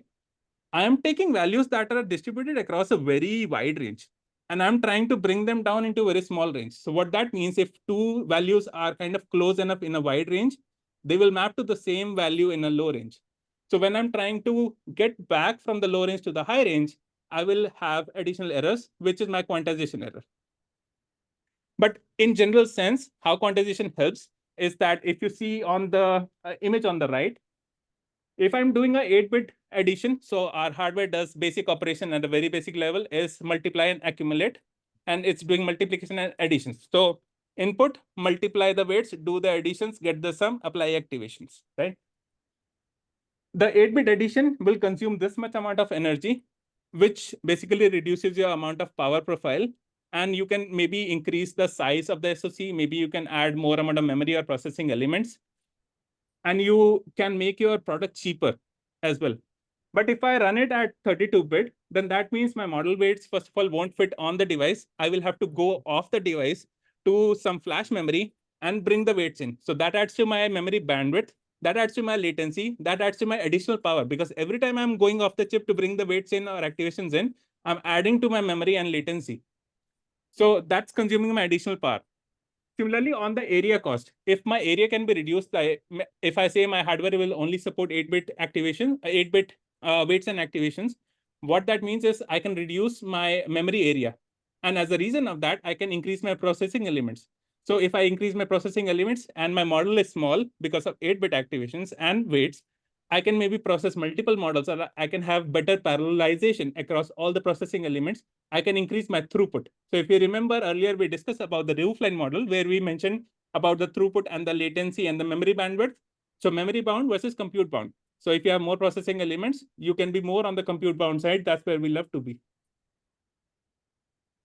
In terms of quantization, in general sense, you can do it in two ways. Either you can do post-training quantization, your model is trained. After that, you can provide a calibration dataset, which for each layer will calculate the minimum and the maximum values in which you want to quantize. And then it will automatically quantize your models into like int8 or int4 or whatever you want. Or you can do quantization aware training, where during training time, you tell the model weights that, hey, I want during inference time for you to be at int8. So train it like that. So it will add fake quantization and dequantization stubs, and it will keep the weights during the forward pass at int 8 or int 4. But during back propagation, you still want to keep them at floating point 32. Otherwise, you will run into scaling issues because your gradients might become 0. Another way of how quantization is applied to transformers is low rank adapters or quantized low rank adapters, where you can freeze most of the model and just set the model weights to int 4 and the activation to 8-bit or 16-bit. Reason being, why can we not set the activations to 4-bit as well as we can do in convolution to 8-bit or 4-bit? Is because in activations that we see, the self-attention layer, for example, in transformers, their values can go all the way from very high values to very low values. So that means the activations actually have outliers. And when you map the outliers, you end up with higher quantization errors, which propagate even more in transformers. So due to that, you want to avoid keeping the activations to a very low bit width. You want to keep it at 8 or 16-bit, but the weights are still fine. You can still keep them at int 4. So that's what you see nowadays when you look at transformers that are running on device. This is what's going on behind the scenes. So in overall sense, these are the key metrics that you can achieve. We have quantized our model, we have pruned our model, we have a very small model. So let's look at a quick summary. Neural architecture search, you can automate your model development, you can optimize the model, you can have a very efficient model, which is with the hardware in the loop that runs perfectly on hardware. Then we have hardware-aware design. You know which layers are supported, or maybe there are certain layers that your model can hardware can accelerate better. So you use that as part of your model development cycle, and it can adapt easily for your hardware. Then once you have designed the model, you do perform knowledge distillation. You want the model to be smaller because it's still over parameterized. So you can make it smaller, transfer the knowledge, keeps it still efficient, maybe have 1 to 2% or 5% more performance than training it from scratch. Then my model is still over parameterized. Prune the model if the hardware supports it, make it even smaller or make it run faster, less amount of memory bandwidth, lower latency. Finally, it's still in FP32, quantize it to int 8 or lower if your hardware supports it, and you have even a smaller model which is ready to run. Now, looking at a case study, we'll look at two case studies here. One is how we went from looking at a video which is 180-degree field of view from a camera like this, or a Panacast 50 or a Panacast 50 VBS. And what are the challenges of developing a simple model as simple as an object detector or a gaze estimation or things like that? Now, when we talk about object detection, it seems like a very general, like a simple problem. It's already a solved problem, right? So what could go wrong? Interesting. Well, try putting an object detection model in production where people do all sorts of things. There are all sorts of like plants and different kind of animals and things walking around in terms of false positives. And you'll be amazed what kind of things it can detect as a person actually. Another problem that comes in is that you have this 180-degree field of view. That's almost like a 32:9 aspect ratio. You are passing this higher resolution input, maybe at say 1080p, into your model. So as we saw earlier, the bigger your input, the bigger your activation, even though your model weights are fixed. So these become like a big issue. Another thing is I want to detect people who are in small to medium rooms. That means I could be detecting people who are maybe say 1 to 20 people in a room, sitting at anywhere between say 5 to 8 feet to all the way to 20 feet. As people go farther away, they become smaller in size in terms of pixels. So it becomes a really hard problem to differentiate between the false positive and a false negative to detect a person. So like Narsi mentioned in the previous presentation, let's look at what are the requirements that we were looking at, and then what were the options that we had and how we went about deploying the models. So in terms of Intel Myriad X, since this model is deployed across two devices right now, Intel Myriad X and a Qualcomm processor. So we'll talk about both of them briefly, how the life cycle looks like in terms of development. Rest of the techniques are kind of common, but wherever some amount of optimization apply, I'll talk about them for Qualcomm. In Myriad X, entire system is like 3 cameras for this big sensor going in, 8 microphones going in. Audio has a separate path. Video is there. Both are sharing memory. In this SoC, we have this small part. And even in this small part, we have this small dot.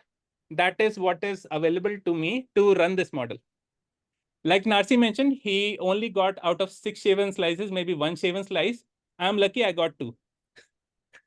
So the compute is limited, memory is limited, latency again is limited, because instead of a single camera in that case, you're now streaming 3 cameras which are getting staged, and pre and post processing and all those things are happening. Bigger frame resolution, more amount of memory. So latency is the issue. It needs to detect people as far as like 20 feet. Even in this room, it should be able to detect it. People can deploy the camera anywhere, irrespective of whatever you specify it for. Precision needs to be good. So people don't care. They are buying a costly product. The precision needs to be really good.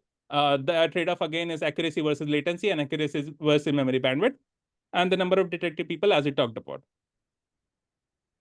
If we look at Qualcomm architecture from a very high level view, because every architecture has some specifics, you are looking at a CPU which is a bit more powerful as compared to Miridex. Miridex is just kind of like a CPU with like a couple of threads with couple of acceleration parts.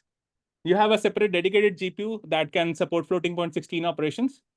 And then you have a DSP, and there are a couple of other options in the DSP. One could be for application-based, one could be for compute-based, but here we are just talking about the compute-based that is specifically for image processing and computational photography. So it's meant to accelerate convolutions and other kind of operations well. So in this also, you have 2 kind of different things that might be available across products, which could be an HVX and HTA processor. The HVX is basically a compute DSP, hardware vector extensions. So this supports int8 quantized models that you can run. But again, the kind of layers that are supported may or may not be limited depending upon when you're developing the models. Because like, for example, I was developing a model and trying to deploy it on that, and Silu activation layer were not available on this or not supported. So I had 2 choices. Either I decompose that Silu activation into some simpler operations, or I fall back to a ReLU activation that adds sparsity and it's easily available across the board, but then I lose performance by around 5%. Then you have a AIP, which is the hardware tensor accelerator, which is like a very, very specific matrix accelerator with 2 specific threads that provide hardware compression. And that actually has a subset of layers that CDSP supports. So that means you are going even lower, but now you have int8 and floating point 16 support. It can run a little bit faster if you can put all the model layers on this. Now here's the caveat. If I am not able to run all my model layers either on AIP or on CDSP, those layers will fall back on the CPU or on the GPU. Now for each of the fallback layers, there will be additional read and write operation. So added memory, added latency, right? So that becomes an issue. Precision will change. CPU does not support int8 maybe. So what do you do? Floating point 32, precision changes, my model accuracy is gone. Additional amount of memory jumps will have to be done. So those are like some of the issues. Now, once the model has done processing, you apply a non-max separation or whatever, you get your outputs, bounding boxes, classes, pass that back to the GPU or the CPU for rendering if you want. So in general sense, if you have a video input, you get a video output with bounding boxes. Something like this will, it'll look something like this. In terms of workflow for Miridex, Narsi mentioned about how to go from like PyTorch or Onyx to deploying them. And Fabricio will be talking about that a bit more. But here, in very general sense, these are like some of the things that it supports. So you basically have your model trained in PyTorch, TensorFlow, Keras, or whatever. You convert that into either Onyx or Snappy framework. If you are using it, directly supports all the models. Like if you are using PyTorch, you'll have to export it to Torch script and things like that. Once you have that, you pass them through the frameworks, you get a specific binary.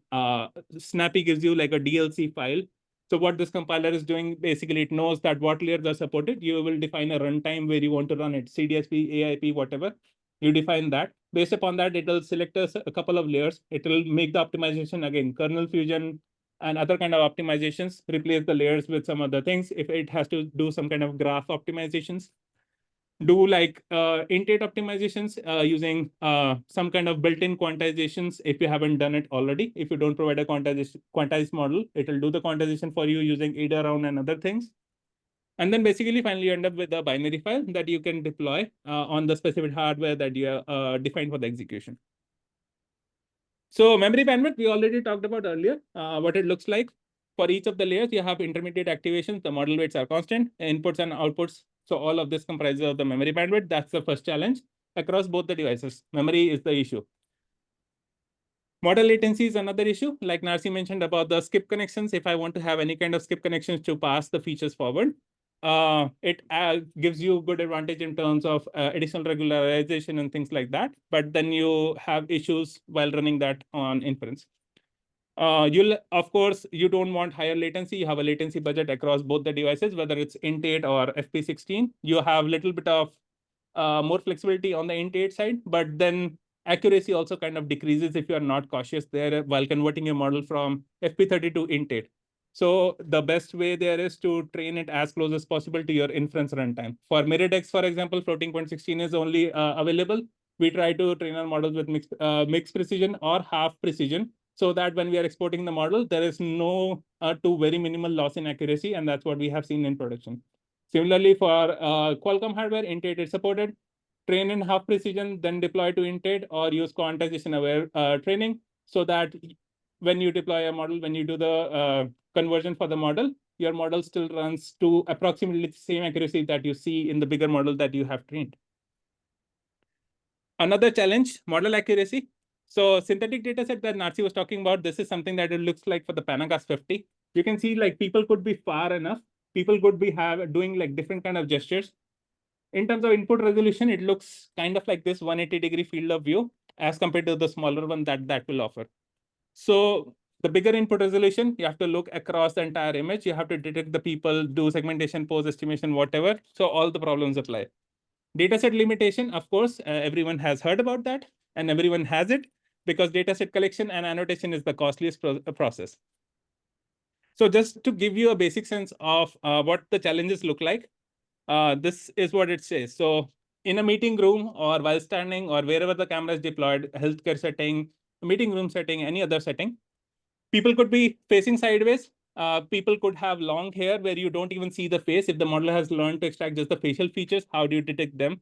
So you need some kind of temporal consistency or variation in the data set there. People could be facing away from the camera where you don't even see the face. You only see back of the head. And if the person is sitting with the black jacket and the black long hair, the model might think it's just a black blob and it will say it's not a person. It has happened to us actually in production and in testing in office. Person is far away from the camera. Person is too far away. The pixels are too small. We want to avoid false positives as much as possible. So a better way is to not detect the person or to use temporal consistency to keep the person there when they're moving farther than to have a false positive there. Because in the end experience, the false positive hurts more than not detecting or using temporal consistency for us. Another, people might be partially occluded. What if you are making a decision for framing a person and you don't even see the head? And if you're using just the head for framing decisions, that person is basically invisible to you. So what's the problem impact? These are the actual impacts that we have seen in production. When I joined for this smaller device, we had an issue where the model was having some kind of false positive. We sent it to Microsoft for certification. They said there are false positives, you need to fix this. I spent my entire weekend and the next week just collecting more data from different sources, from commercial sources, as well as generating synthetic data, going through all the annotations, making sure annotations are clean, training and fine-tuning and iterating through the models, making sure the accuracy is good and it does not have the same false positives. There is a reduction in that because we have a holdout test set for all of those things. At the same time, making sure I'm not changing the architecture too much or the latency or any other thing. So I need to take so many things into consideration before I can make a decision that, okay, the model is ready to go out. That's just certification. It's not even going out to production to people. This is just initial internal testing. Similar thing happened on Panagas 50 and Panagas 50 VPS. We were using an older model before. What happens? You pass in this big input. Now, depending upon if the model is big or not, if you have more number of people, that means you are having more number of outputs and there is some additional load there. You run out of memory at some point of time. If you run out of memory and the camera is running, you basically run into frame corruptions. Your frame starts corrupting. You see like blobs coming up in the frames. You're like, what's happening to the video? It's a really costly camera. Or otherwise, the camera might just crash. That's the worst case scenario. So in both the cases, we don't want that, but that actually happened. So for all of these things, that's why we reiterate memory bandwidth, latency, performance, all of them are equally important. We cannot just have one and the other. So the goals are input size is fixed. As Narsi mentioned, for Meridex, floating point 16 is fixed in the hardware, can't do anything about that. Model parameter reduction is something I can do, but again, sparsity is not supported on Meridex, so can't do pruning there. Precision should remain the same, less amount of false positive and false negatives. So again, trade-off between memory bandwidth and latency. So a lot of things. In terms of model designing, as I mentioned before, half precision training, so that as I go to FP16 model deployment on Miradex, I don't have loss in precision. And similarly, quantization aware training for Qualcomm hardware, so that I don't lose precision when I go to int 8. In terms of convolution, use efficient convolution layers like we discussed before, ghost convolutions and partial convolutions, depth-wise convolutions actually add a lot of memory bandwidth. The reason being, for each of you are taking each of the separate channels and in doing convolution with that. So you have to read and write a lot of those and keep them in memory separately as compared to a normal convolution. So that did not help a lot. Feature size, as Narsi mentioned, we have this big of a frame, which is even bigger than what the Panagas 20 actually has. So the biggest thing is take all of that, make it small as soon as possible by using a bigger kernel size or using like space to depth kind of layer, so that all the spatial dimensions go into the depth without losing the features. You at least make the input resolution as small as possible. How does that help? You can process it faster. Your activation size will be smaller as you go above, and your memory bandwidth and latency are in control. Space to depth, pixel shuffling, architecture, make sure everything runs on NCE, and same for Qualcomm, all the layers are supported, and we don't have to hopefully write any custom ops. So just some solution in detail, as I mentioned, space to depth. I have this big image, which has RGB channels, so pushing them across depth so that my spatial resolution goes down into the depth without losing the features. In terms of the performance metrics, what kind of things do I get? If I use a convolution 2D with a batch num and a ReLU, I get something around 352 bytes in parameters. For space to depth, I get only 150. It's almost half. So this actually helps me a lot when I'm doing that in the feature size, because this is saving me both in terms of compute and latency and the memory bandwidth. Similarly, like Nasi mentioned, using DenseNet kind of layers or the architecture, where instead of adding all the features at the end, you are concatenating them, as well as you are calculating all the features and you are reusing the features. So when you are calculating a feature for each layer, a different feature, and then you're reusing that and concatenating at the end, that means you are reducing your memory bandwidth, because you don't want to recompute all the things. Whatever you have computed, you are reusing at the end and concatenating them. So you have all the same features while the in-between features. So that way you are reducing your memory bandwidth for additional feature extraction there while maintaining the performance. So what do we get here? You have a dense feature block where in comparison to a convolution batch num ReLU, you have 18.56K parameter, whereas you can reduce that to 15.53K parameters. Ghost convolution, as we talked earlier, convolutions have a lot of feature repetitions. So as you can see in the image, the red ones are basically kind of look similar. The green one looks similar. The blue one look kind of similar. So you can basically reduce most of them and reduce computation and the memory bandwidth. So use some kind of ghost convolution where you reduce the number of output channels for the first convolution, and then use cheaper operations to calculate rest of the features, using maybe depth-wise or partial convolution and things like that, where you can save on compute and memory. And what do we get out of this? Again, good amount of reduction in terms of max and number of parameters across the board for the same number of input and output channels. We talked about partial convolutions as well. We get some kind of optimization here. We are, just to remind you, we are just copy pasting half of the channels based upon a metric where we are just masking out rest of the channels which are not useful features, or we don't want to recompute them, which are repetitive. We just perform convolution on a certain set of layers and don't do it on the rest of the features. We just copy paste them to the next layer. And in this, we have a good amount of parameter reduction. So for normal convolution, for 9.28K parameters, we go down to 742 bytes. That's a good amount of reduction in terms of both compute, memory bandwidth, and the latency. One caveat here in partial convolutions, this number is there when you have same input and output because you are concatenating the channels. So that means you cannot change the output dimension. It will not work there.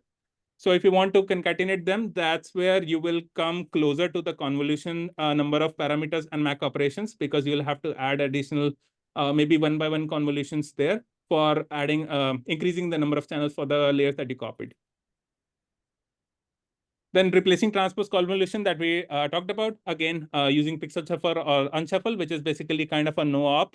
You don't do any operations. You are taking just everything from the depth and pushing that into the spatial dimension. And you are getting the output in terms of, instead of doing transpose convolution for upsampling or downsampling, so you are saving compute there.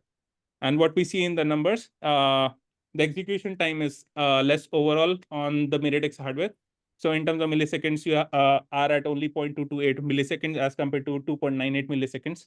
So as Narsi showed that for the model itself, we only had like 18 milliseconds and end-to-end pipeline 33 milliseconds. So every millisecond counts. So what was the impact of the choices in terms of the object detection itself? Overall, in terms of the latency, we achieved around 20%, 30%, 40%, 15% reduction across the board using these choices. In terms of the memory bandwidth, we had these kind of improvements across the board. And finally, the models are all deployed. They're all in production. And yes, there are always a little bit complaints here and there about long tail problem because there is always an edge case and everyone knows about the long tail where you can fix most of the things through dataset for most of the part in a distribution. But you always have a long tail where there might be some edge cases that you always have to solve for. So that's where you need to add data and reiterate a little bit. But overall, we're pretty happy with the performance. So here's two videos, one of object detector running on that camera and another one running on our Panagas 50 and Panagas 50 VBS. So here you can see the bounding box looks kind of pretty stable, and that's because we also added temporal stability to this. In terms of temporal stability, we tried two approaches. So the architecture basically looks something like a YOLO architecture, where we are utilizing all of these layers combined. In terms of temporal consistency, we tried it two ways. We added a conGRU layer at the backbone before passing it to the head, where you do upsampling for individual scales. And we have three scales at the output, small, medium, and large. We tried another approach where we tried using LSTM layers, but that was like individual LSTM layers for each of the scales, like for each of the heads that we have as the output, and try to add there. So what we notice is that that adds too much amount of latency and compute. So adding them just at the backbone works equally fine for us. It reduces the performance by a little bit, but given the trade-off, it's still good enough. So here you can see the person moves their head up or down, goes close by, is far away. And it's totally fine. We don't see any issues. All the results are above 90% in terms of performance. Temporal stability is good. So we don't miss a frame. If you just train on images, you see the flickering issues sometimes. In temporality, you see much more smoothness kind of. Similarly, we have Panagas 50 and Panagas 50 VBS with 180-degree field of view. So this is what a room would look like in a 180-degree field of view. And we need to detect every person from each end to each end and everyone in between. We cannot miss anyone, irrespective of partial occlusions or any kind of artifacts or any things that they are wearing, maybe like headphones or other kind of thing that might look like a person. And based on this feature, we have made a model that's good enough, but now it became a little bit too good because as after COVID, offices started opening, the IT guys thought it's a good idea to have more open spaces. So they started adding glass walls, transparent glass walls to the meeting rooms. Now the model, if you deploy the same detector in a small, medium meeting room scenario, it works well. But if somebody is walking from outside, it will still detect them and it will frame them as well. If it's a, say, intelligent zoom feature where it's zooming onto the people or just framing them separately. So given this problem, we had to figure out a solution and we came up with a solution using, the thing is we don't have additional compute on Miradex. We don't have additional memory. We cannot put additional model. We cannot use a depth model. We cannot add anything extra that could help us. So what do? We came up with a clever trick using an algorithm that's patent pending, but we'll tell you about how the thing looks like. So on the video on the left, what you see is people sitting in a room and you can see people sitting outside. So the intelligent zoom is framing the people sitting outside as well, because it's able to detect those people as well, right? So you see the experience is not that great because the camera is moving around. It's more distracting. At the bottom, what you see is using the intelligent meeting spaces that you can define. It could be either a room or it could just be this place where you can just define your virtual meeting space. The camera knows, okay, these are my limits. It will not detect people outside, but it will not frame them. So it knows whoever are there. It knows where the people are, but it won't frame them. So that's the intelligence part of it. Okay, awesome. Enough of me. Any questions so far? Otherwise, I'll give it next to Fabricio. Yes, sir. My question is more around the observability of so many different parameters. And, I did like tweak one thing, the other. How do I know what inspection? A lot of like statistics and a lot of cool sites into your model. So what is I guess the tooling or the way you actually get the observability of the Yes. easily? So is there any like recommendation around that or any recipe? So there is no recipe that fits everyone. That's what I'm saying since the beginning. It's a software hardware co-design problem. First thing starts from understanding the hardware, because writing the model is the easiest part. You can train the model, write the model. Dataset collection, annotation is the hard part. Understanding the hardware is the hard part. Because in most of the companies, either that process will be separated across teams, and then there is a gap between the communication gap, and that's where issues happen. So for me, I was lucky enough because I was working across both the things by myself. So first step, I would say that understand the hardware and what tooling does your, like if you don't make the hardware, whoever is the vendor, what are they providing? Go through documentation. Documentation provides you a good amount of things. Go through some of the examples, go through some of the SDKs, how they implement the kernels. Do you have the flexibility of implementing kernels? If you have, maybe you might be good with the binarized neural network as well. So you need to understand that first. Once you understand that, you have some idea around the search space that you have. From there, it's an iterative process, which is comparatively easier because you can just do like a grid search or as like a naive search, or you can do neural architecture search and things like that for the model part. And that's the easy part.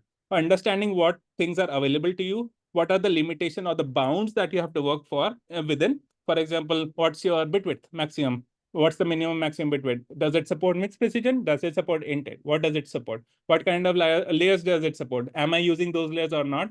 What kind of performance difference do I see if I use this layer versus that layer? What kind of frameworks does it support? Some of them might not even support all the frameworks. So you might like, even that will decide what framework you support. It's not the other way around. Like you write your framework and after that you will have to deal with a ton of things where you go through model optimization and conversion just to bring it closer to deployment on the hardware. And there in between something might happen and you might lose some performance. So there are like a lot of things, and it's an iterative process that you have to go through by understanding the hardware and then going through the software and having a core design there. Let's move on. Yes.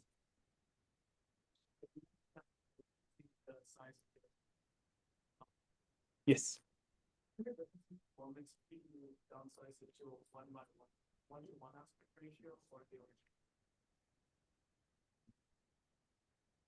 So we do keep it to original aspect ratio because if we change the aspect ratio, what we have seen that it might distort the people or what the models are learning. And that causes a lot of issues because we want to keep our training data set and the training thing as close as possible to the test time. So whatever the model is seeing is the entire video that then downscales and runs through the model. So we try to keep the aspect ratio to the same, but we have tried different kind of like augmentations around that, like using mix up and other kind of augmentation that we have tried to see if that works or not. But we had tried with the aspect ratios, but it didn't give us too many like good results. We also tried like training with a very small size and then going up from there. We did see some amount of improvements, but maintaining the aspect ratio actually helped a lot.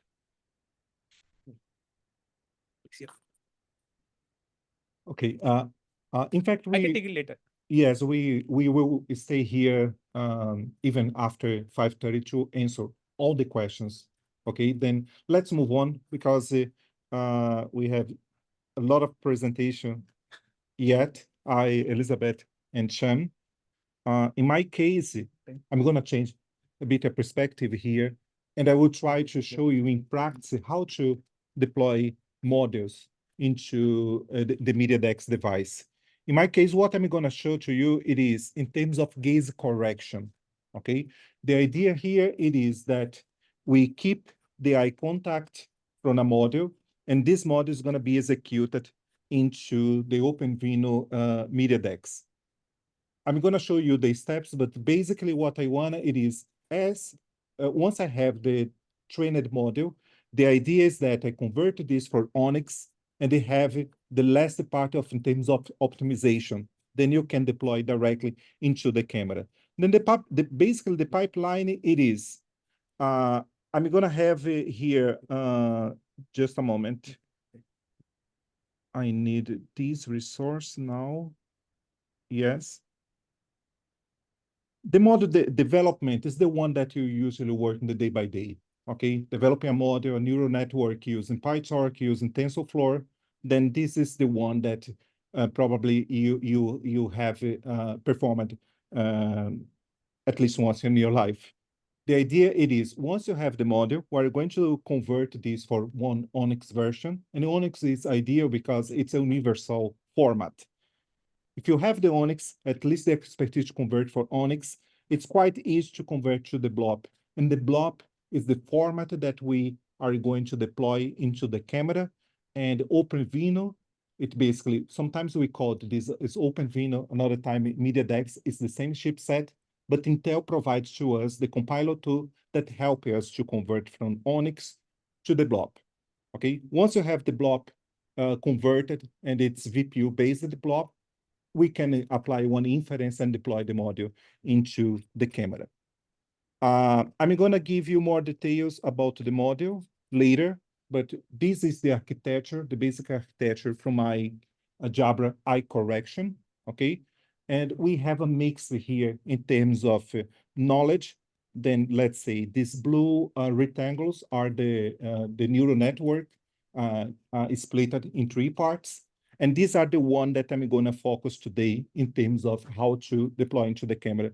But I also have some steps that involves engineer and computer vision. Okay, but the idea is that I convert this entire pipeline and can execute into the camera. Okay, but I'm going to consider like only the color model for the moment. Once I have the model trained, the first step it is converted to Onyx. Then the one that I use more in the company, it is the PyTorch. Sometimes we must implement it also in TensorFlow, but I'm going to focus in PyTorch. And the library itself provides to you different methods. You can use the export, okay? And the export, it was replaced by this Torque Dynamo. And how it works my pipeline. I have everything implemented using DVC. Then it's only executed the DVC every time that I increase, for example, the database, then I started training the entire process. My DVC, it has the entire pipeline that it's gonna download the data set, pre-process, apply the data cleaning the data set, it started the training process. Once it's achieved the maximum number of epochs or a better accuracy, I'm going to evaluate the model. And in the end, I will deploy the model, convert this to Onyx. Okay, once I have the Onyx, convert to the blob, and this is the entire automatic process. Then I can deploy into our experience zone. Okay, then everything we implemented this step automatically, and it's going to be executed only using the DVC. But in terms of code, you are going to see that's quite simple. Okay, then the code that I'm going to show to you, it's a simple Python code. And as you can see, sometimes 2 or 3 lines of code. To install, like the Onyx, to export or to apply the inference, it's only basically 2 pip install. Then these are the libraries it's needed in your Python environment. In my case, I use the Conda. Then once I install this, very short process, I can start like deploy the model. In my pipeline, after training the model, I have the checkpoints ready. I can like create the module itself as one object.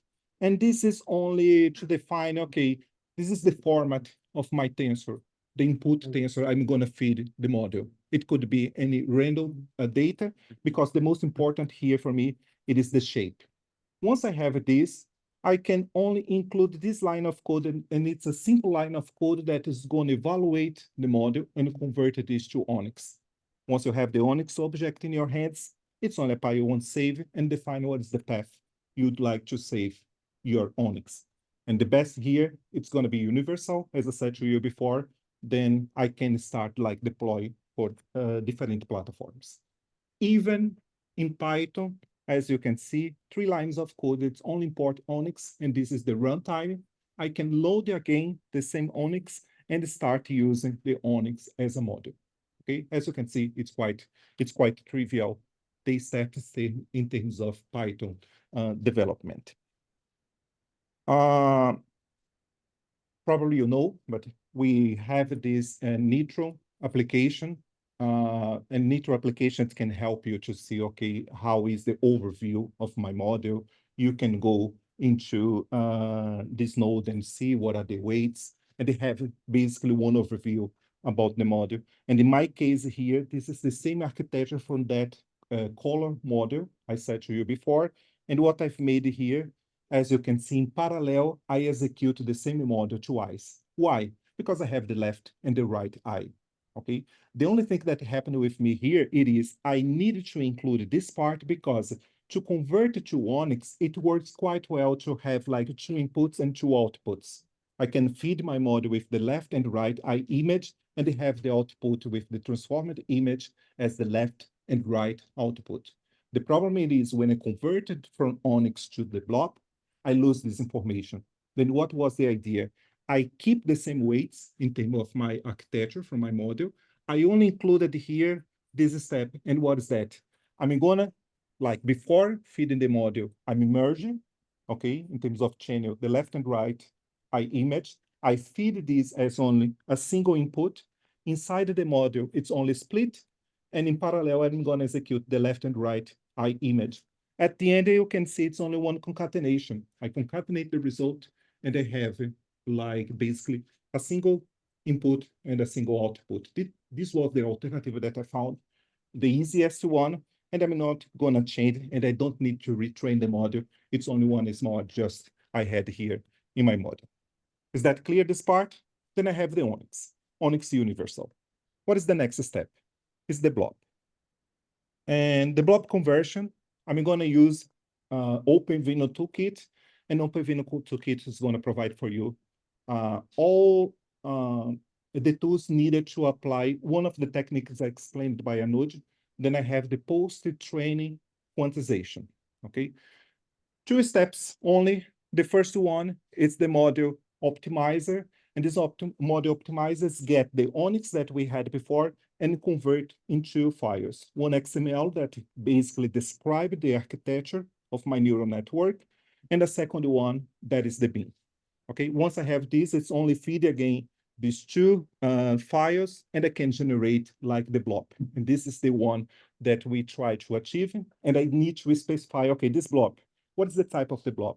It could be VPU, and the VPU is for the media DEX executing here. This is the important one, but it could be also CPU, it could be GPU. Okay, you can convert in different formats. But the one that I'm going to try here, it's convert this into the media DEX. This is only the diagram, as I said to you. It's the Onyx, then I apply first the optimization, and after the module compiler. Okay, the blob is the one that we are going to install directly into the camera, okay, deploying into the camera. In that case, I'm going to use this camera that I brought today. It's the Luxonis. I'm not sure if you know, but it is OAK. It means Open CV AI Kit. Okay, then this is another name for this camera. Thank you. Okay, in terms of the optimizer, it's everything that you saw before that Narcy and Anuj presented for you. The first one, it's in terms of the type of data that we have, we are going to execute in the media DEX. Then the format here, it's going to be FP16, okay? When you deploy this, when you convert this into a blob, it's not 32 anymore. It's going to be converted for FP16. We also have a normalization, because the same way that you work with OpenCV, OpenCV provides for you one image as one NumPy array, and the range of these images from 0 to 255. In most of the models, you need to normalize between 0 and 1, sometimes -1 and 1, minus 0.5 plus 0.5, doesn't matter. But you have this normalization step. You can include the normalization step directly when you convert the blob. Then you can feed like the NumPy array that represent your image, the same format as the one used by OpenCV. And the model itself has the first layer to apply the normalization. Okay, then you can decide if you wanna feed as unsigned 8 or even FP 16. Okay, this is something that you decide. Another point it is you must take care, I guess, if you had this experience before to work with Buff, PyTorch, and TensorFlow, you know that sometimes the channel came in first, the channel came in the last part. Then you need to see how is the format. If channel, it came first or in the last one. And another problem for us that work with OpenCV, sometimes you see that we execute in BGR, but it could be the model training in RGB. Then it's something that we must take care as well when we apply the optimization in practice. As you can see, one line of code, once you have the pip installed and you have access to the Onyx, how to convert the Onyx into the bin and the XML file, the first step in terms of optimization. Then the post-training quantization, it's this line of code here. You can open the terminal and execute in a couple of milliseconds. You have the first two files, and it is optimized to be executed here in the media decks. Okay, of course, you can apply before all the techniques explained by Anuj, like pruning, but in this case, I'm only apply the simplest optimization, and it's only a single line of code. Okay, then it's gonna save the bin for me and also the XML. What I need now, it's basically use the compiler tool. And the compiler tool, it is the one where you are going to define, okay, what I want as input layer. I want with or without normalization. Then you can have this flag here. And this flag basically tell to me, okay, I'm gonna use unsigned 8, okay, to power 8, I have 256 representation. These are the grayscale levels that represent my image. Then I can provide this information. Or if you are going to normalize by yourself, okay, with the range defined during the training module, you can also specify that this is without normalization. What you have considered it is the chipset provided by Intel, this media DEX, it has like 16 shapes, okay? For default, when you compile from the bin or the XML file into the blob, usually be that you are going to execute in 2 shapes or 2 threads, okay? But you can go up to 16 shapes. Because in our case, as I said to you, the engineer team from Jabra sometimes give it to us only one shape, but we need to adapt it for the requirements to the process. Okay, but in general, the maximum number of shapes you have is this. And as Anuj mentioned for you, it's not possible to increase it, like number of shapes, the thread, or the memory available in the hardware. Okay, we always need to work over this limitation. Nice. To compile nowadays, it's quite easy because you have 3 alternatives. The first one, it's using the blob convert, that is a library available on Python, okay? And basically, it's gonna, in practice, use the second one that it's the website called blob convert, okay? I'm gonna get the Onyx, send it to a server. It's gonna be like converted to a blob and return for you the result. The third alternative that I have here is to use the local compilation, okay? We have, in that case, some security aspects here to consider. If you use the first 2 options here, what's gonna happen? You are going to send the model for some server and you don't know where is the server. And maybe you don't wanna execute this. Most of the case, and it's the case that we work at Jabra, we apply the local compilation. Another problem that I'm gonna face, at least I face it in the day by day, it is, this is my company's machine, and this is MacBook use M1 processor. Use the M1 processor to deploy develop or to work with OpenVINO, it's really a headache. Okay, I really have a second machine. This is my personal machine, and it's still Intel based. Then when you work with the Intel based processor, you usually work very fine. But if you are going to the M1, probably you are going to face some problems. Okay, I would say that it takes a day that until you compile and have this machine ready to start deploying models. In terms of the first option, you will see that it is easy. Nowadays, you don't need, in fact, to compile it from the bin and XML to, after that, have the blob. You can get the Onyx directly, okay? Define the type, define the number of shaves, and this code here, it's going to generate as output for you the blob directly, okay?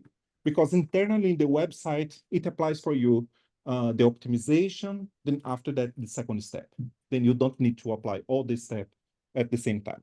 The only thing that you need to remember it is this model is going to be sent for some server on the internet, right? Okay. Second one, it's use the website. The website, it's available in that link. All the slides, you can have access. I included like the link, then you can click on the QR code to access the website, or at least the links that it is related to the slide. But in that case, the website, it's quite simple. And what you can notice, it is the version that I have used here, it was 2022.1. We have now like 2024.1. And why it's not available here in the website? Because now it's deprecated, the VPU. Okay, you don't have the access to the media decks anymore, and Intel doesn't provide support anymore. Okay, in the newest OpenVINO toolkit, you can deploy for GPU, you can deploy for CPU normally, but if you want to execute in the media decks, and especially in the Luxon's camera, you must go up to the version 22.1. Then we have this limitation here. Okay. You can select the option, and you also have here, like if it is OpenVINO means the bin and the XML file, or if you wanna like deploy from the Onyx. This is only one option. And then what I'm gonna say to you here, I have included this part here, the XML, and the second one, the bin, okay? It's only specify what are the parameters I have. It's the same unsigned because I'd like the layer with normalization. Then it's only press. It's going to process in the server and send to you, download automatically for you, develop. Then you can start using. As you can see, also quite a trivial, this step. And the last one, it is the alternative when you compile in your computer. If you try to find most of the documentation, it shows to you that you need to use the compiler tool, then it's a command in your terminal, but in fact, you have the Python code.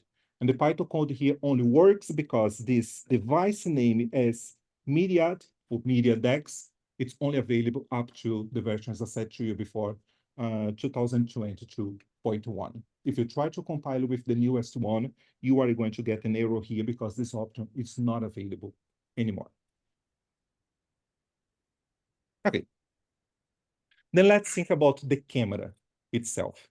Luxon is quite good camera in terms of prototyping, or at least applying practice computer vision for edge AI. I strongly advise you, if you have opportunity to work with one of the cameras, then we have different models. I bought two of these, it is the Luxonis OAK1 Max, because it has the same architecture as our camera from Jabra. I'm talking about the same architecture, okay? We don't have the same image quality. It's far away. I mean, the quality of the Jabra cameras, we have really better quality in terms of post-processing, in terms of image quality, in terms of even the quality of the lenses. Okay, but the architecture is normal, the same, but when I execute like the gaze correction, use the Luxon and use the Jabra camera, you can see that the eye image produced by the Jabra camera, it's really better. Okay, but let's talk about the architecture.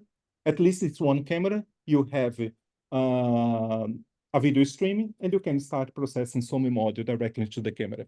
What you need to understand it is, in the camera, I must create a pipeline, and the pipeline is composed for different nodes, and each node you can find different inputs and outputs, and it's only a matter to connect.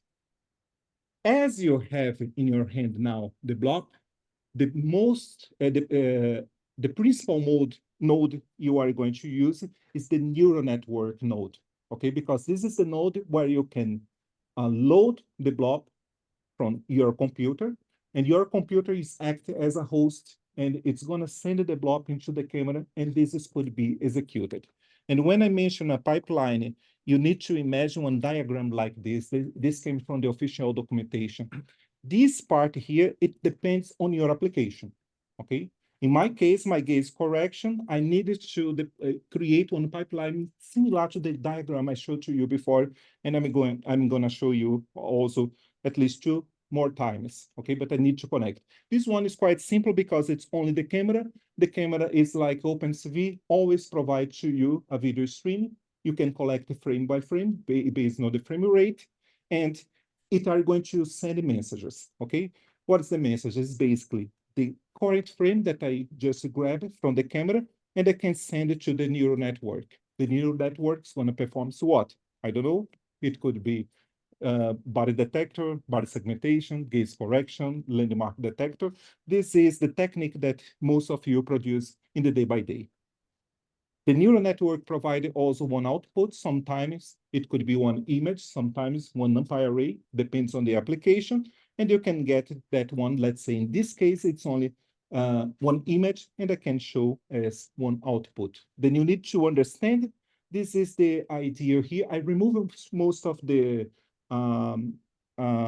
source code because you can find the source code in the documentation. Then it's quite easy to understand and read because this is only Python code, okay? But in the perspective, let's say, the neural network, it could be one edge detector. In this case here, this node has like 2 inputs. One input that is provided by one image, and this is quite clear for you. You can connect with the output from the camera once the camera provides to you images. And you can also have some configuration, and this is the second input from your node. And in the end, you are going to have one output image with some modification provided by the neural network. Then what I've made, as I said to you, is the same architecture. I try to convert like this architecture from my neural network based on gaze correction into the pipeline for the camera. And basically, I reproduce like this architecture here with the pipeline. Okay? Then this is the part, the fourth part. I'm going to start the last one, where we're going to show you different modalities, different interaction modalities that we implemented in our camera as one experience zone inside the video tech team at Jabra. Don't worry, in the end, I'll open for the question, and you can ask us questions regarding to the development here.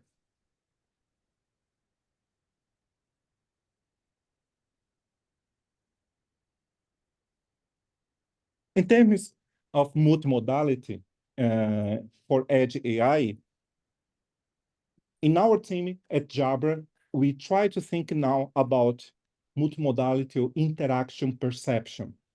And the meaning it is, we try to identify like the needs from the user, or monitor the user needs, and we can use like the eyes, gestures, voice, where the user can interact directly to our business product.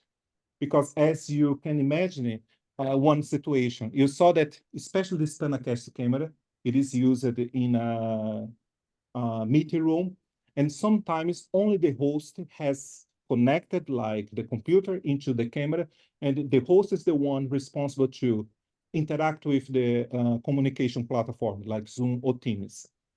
And my colleagues, how can, for example, can activate and mute the microphone, or enable, disable the camera, or at least practice with the most basically commands available in the platform. They need to ask me, but we can use like different alternatives that all the participants from the meeting room can interact with the camera and can interact with the environment. Only use different alternatives of interaction.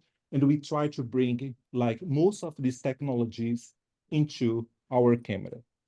In my case, I work with gaze correction.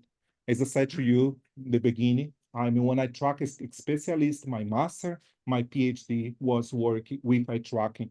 Most of the time to identify the gaze, the coordinates that the user is look at on the screen that we called as gaze estimation, or use the eyes to interact for disabled people that doesn't have movement for the arms and cannot control the computer with the alternatives device. But at Jabra, my mission, it was implement one gaze correction. Why? As you know, in the computer, when you are in a virtual meeting, we are going to lose the eye contact because the camera is not placed exactly in the center of the screen. Then if you remember, most of the time when you have one virtual meeting or hybrid meeting, most of the participant is looking down because the participant is not look directly into the camera, but around the screen. Then what we miss some engagement. And that's what I'd like to improve here, to have better engagement between the user, to increase the attention. Then I'd like to emerge the user more as a natural conversation in the day by day as you have a person in person, okay? Then the idea it is, this is a normal video, okay? Then I'm looking around the screen, and as you can see, I'm not so engaged in that meeting. What is the idea here? That I can identify the eye regions and the process on the eye region to reconstruct the eyes. What I have used here, NVIDIA Maxine. This is an amazing tool, okay? As you can see, it's the same video as before, but now I have more eye contact and sees that I'm really engaged with the person in the other side during the online meeting. I brought to you like frame by frame, and you can compare it. As you can see, if you compare like the background and even the head movement, it's exactly the same frame. Not I, in that case, Maxine, reconstruct like the eyes, all right? I have several problems here regarding to the Maxine. For example, it's not possible to execute my Mac. I needed to execute this in a GPU. And as you can imagine, it's a very heavy process. I cannot get the Maxine installed directly into the camera because the limitations from the camera. Then what I've mentioned here that, because this work I may execute even before the Maxine, but the focus, it was executing this module in real time, okay, because I had this challenge, real time to execute here directly into the camera. I need to think about how to optimize the module that it could be good enough to execute in our camera.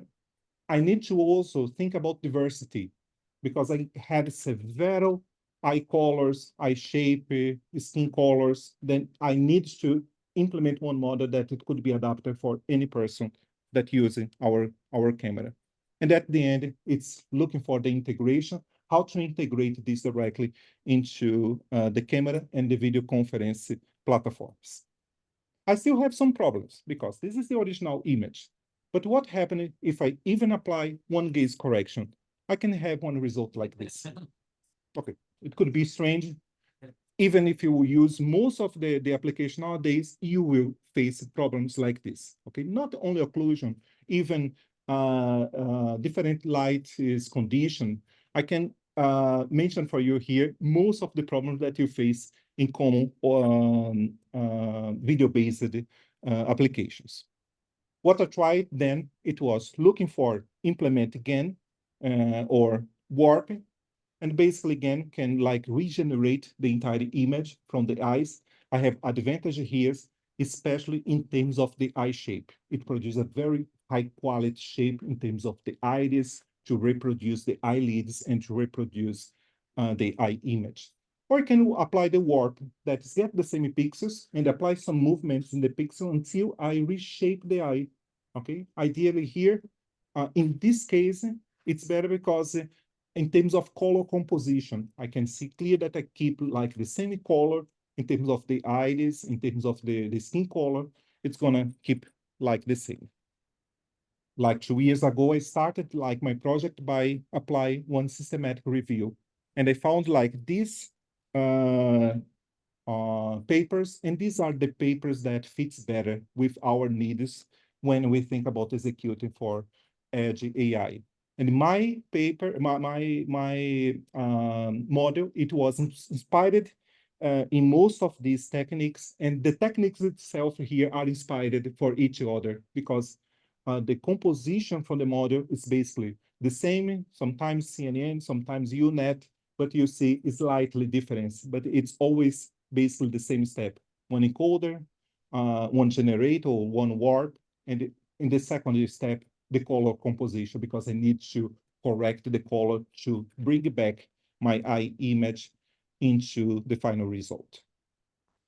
In terms of Jabra gaze correction model for Edge AI, as I mentioned for you, the first step, it was think about the speed. I need to process one image in real time, not only one, but at least two images as I have the left and the right eye. This should be executed in real time. Otherwise, it's not going to be a useful, or it's not going to provide a good user experience for our users. The second one, it was the eye shape, because I need to reconstruct the eye, but keeps the same shape in terms of iris, pupil, eyelids, okay? And this one, it was the best provided by the GAN. The third one, it was the color composition. And this was the fight between the GAN and the warp, because GAN provide for me better eye shape, and warp provide better color composition. Why I selected warp? Because the result, in my case, I need to cut the eyes using like media pipe to identify what are the eyes located. When I cut it and process and come back, you will see some exactly the window that it was cut, all this area here, then it was quite strange, although the quality, it was quite good. When I only compare like the image, the input image and the processed one, you didn't see any difference. The difference appeared only when I returned back to the original face. Then because of this, I decided to use the warp based. In terms of how to build my gaze correction model, I started by defining one data set. There are data sets available, but as we think about using in a company, I needed to produce my own data set, and it was a data set using synthetic and also real images. Then it was a long study comparing different implementations in terms of GAN and warping. Then I decided here that the one that we are going to use in our cameras, it is the warping based. Okay, then training with the PyTorch Lightning and using DVC to control the training process. And these are the two last steps, the one that I'm going to show to you. It was the optimization before, and now you will have the opportunity to test this because I deployed it in both camera, the Luxonis and also the Jabra camera. Okay, the data set I used, I'm not sure if you know this tool. That link is for the tool, it's not for my data set, but I have generated here 1.5 million images. Okay, then it's combination. I create one specific user, like, then I move the eyes for 100 position and repeat this process until I achieve 1.5 million images. The second data set, it was a collaboration between Jabra and IFSP, it's Federal Institute of São Paulo in Brazil. Then we collected data with 208 people. And the best here, because Brazil, we have diversity, then we had a very huge diversity data set. I don't remember how many frames, but it was like 208 using two cameras, looking for 35 position around the screen, plus 2 times each camera. And yes, collecting data for like 2 seconds. Then we had a very huge one and use images in full HD. Then this is a high data set, and I'm working on this paper, and I'm gonna publish this paper, and the data set it's gonna be available, okay? Of course, think about privacy here. I'm gonna also provide like information about the face, because basically you can have some interpretation what happened with the user face. But the practice here, the most important, at least for my application, are the eyes region. Okay, and all the annotation is gonna be available for you as well. I explained this before. This is the pipeline. If you compare with most of the papers, there are slightly difference because some use the anchor map, and then anchor map is basically get landmarks around the eye leads to define a new layer from your input image. Some papers use the encoder, others prefer to get the X and Y and create the tile to repeat these until concatenate with the original image. You will see that there are slightly difference, but in general, like the architecture is gonna be the same. Only two more slides. These are some videos during my development process. And as you can see, you can compare the left one. It is the one where I changed the eyes, and the second one here, it's the original image. And as you can see, most of the time, the right one, it keeps like the eye contact. Of course, it's not the same quality as Maxine, but please consider that I'm execute this in camera, and this is a lower resolution image, okay? I can also combine with different models that we have in the company, like purification. Okay, I can get like apply the gaze correction plus the purification.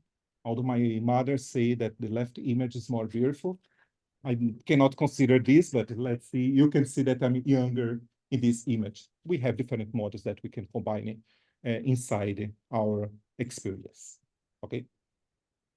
The next one, Elizabeth.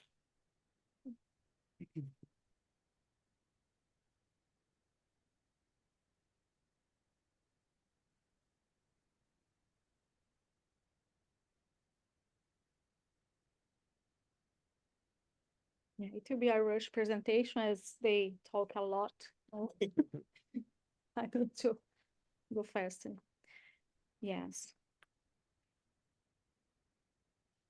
And in general, when we talk people about hand gestures, they are a bit skeptical because normally they think it's only for games or something like that. But as we can see, we have some global reports that show this is a really huge market that is growing faster and a lot. Then maybe it's something good to think about. It's to develop something regarding hand gestures, recognition, and also tracking.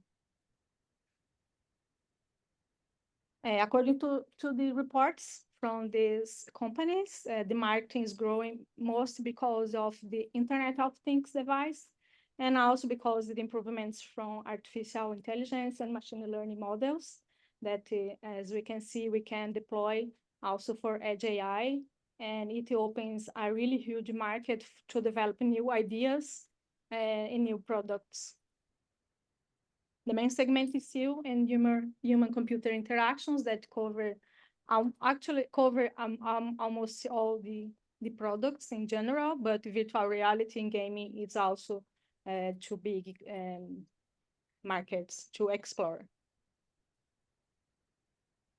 Then why hand gestures? Hand gestures are everywhere, not only in virtual games and virtual reality. We can see different applications from the consumer, from people, personal devices, even for the big industry.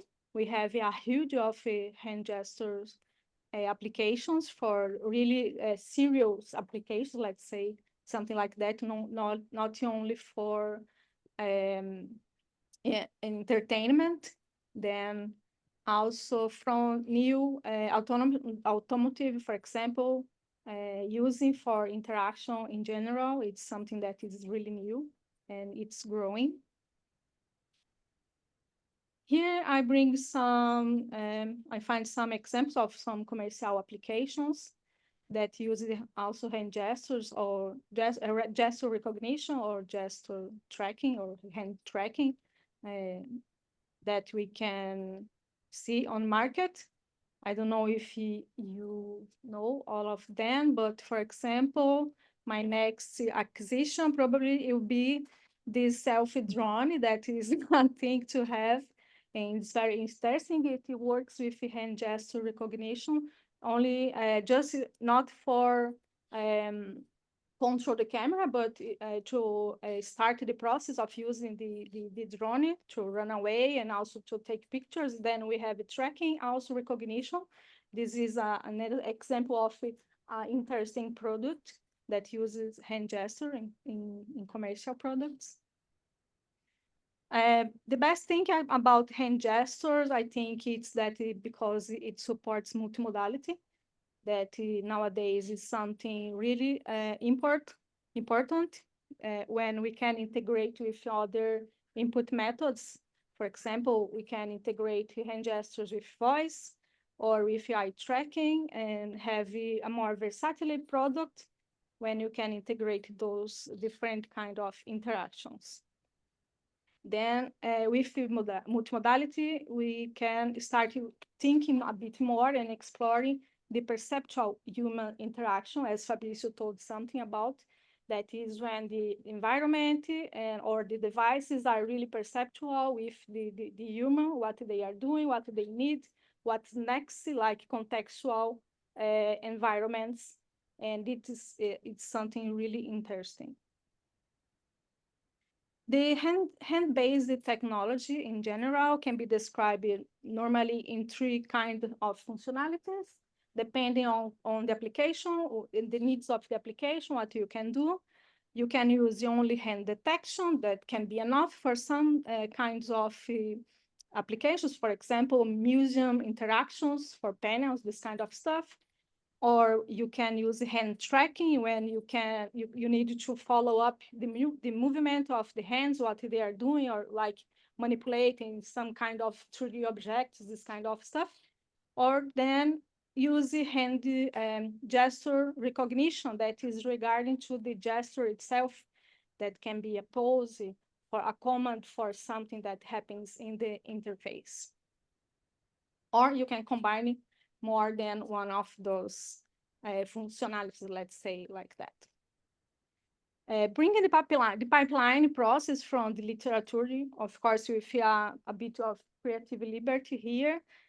Some steps could be grouped or understood in different ways, but here we can have a bit in general how the hand gesture recognition process occurs in a normal application, like not exactly from Edge AI, but we will see the differences from our general process from the Edge AI in some minutes.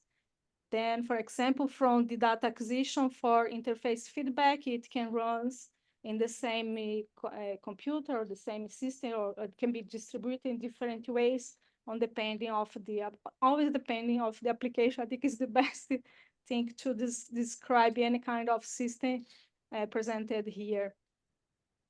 Then looking at the steps, the data for hand gesture recognition can be obtained from different types of sensors that can be for applications like with hand gestures for static gestures or for dynamic gestures.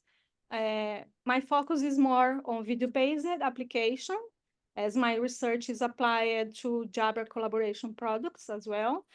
And like for professional cameras for virtual and hybrid meetings, I'm trying to discover different ways of interaction with functionalities of the camera using hand gestures. Then I will use like the recognition of the gesture pose. It could be static gesture or can be a dynamic gesture, on depending of the which kind of action I need the user performing on the camera. We are exploring this right now. The pre-processing for image-based applications will follow some different steps depending on the application. We can have here some suggested steps. that can be applied, like different techniques to reduce the process time and the costs for the next steps. Probably, normally we cut the image or resize it or identify the shape, this kind of stuff, to the next step be processed.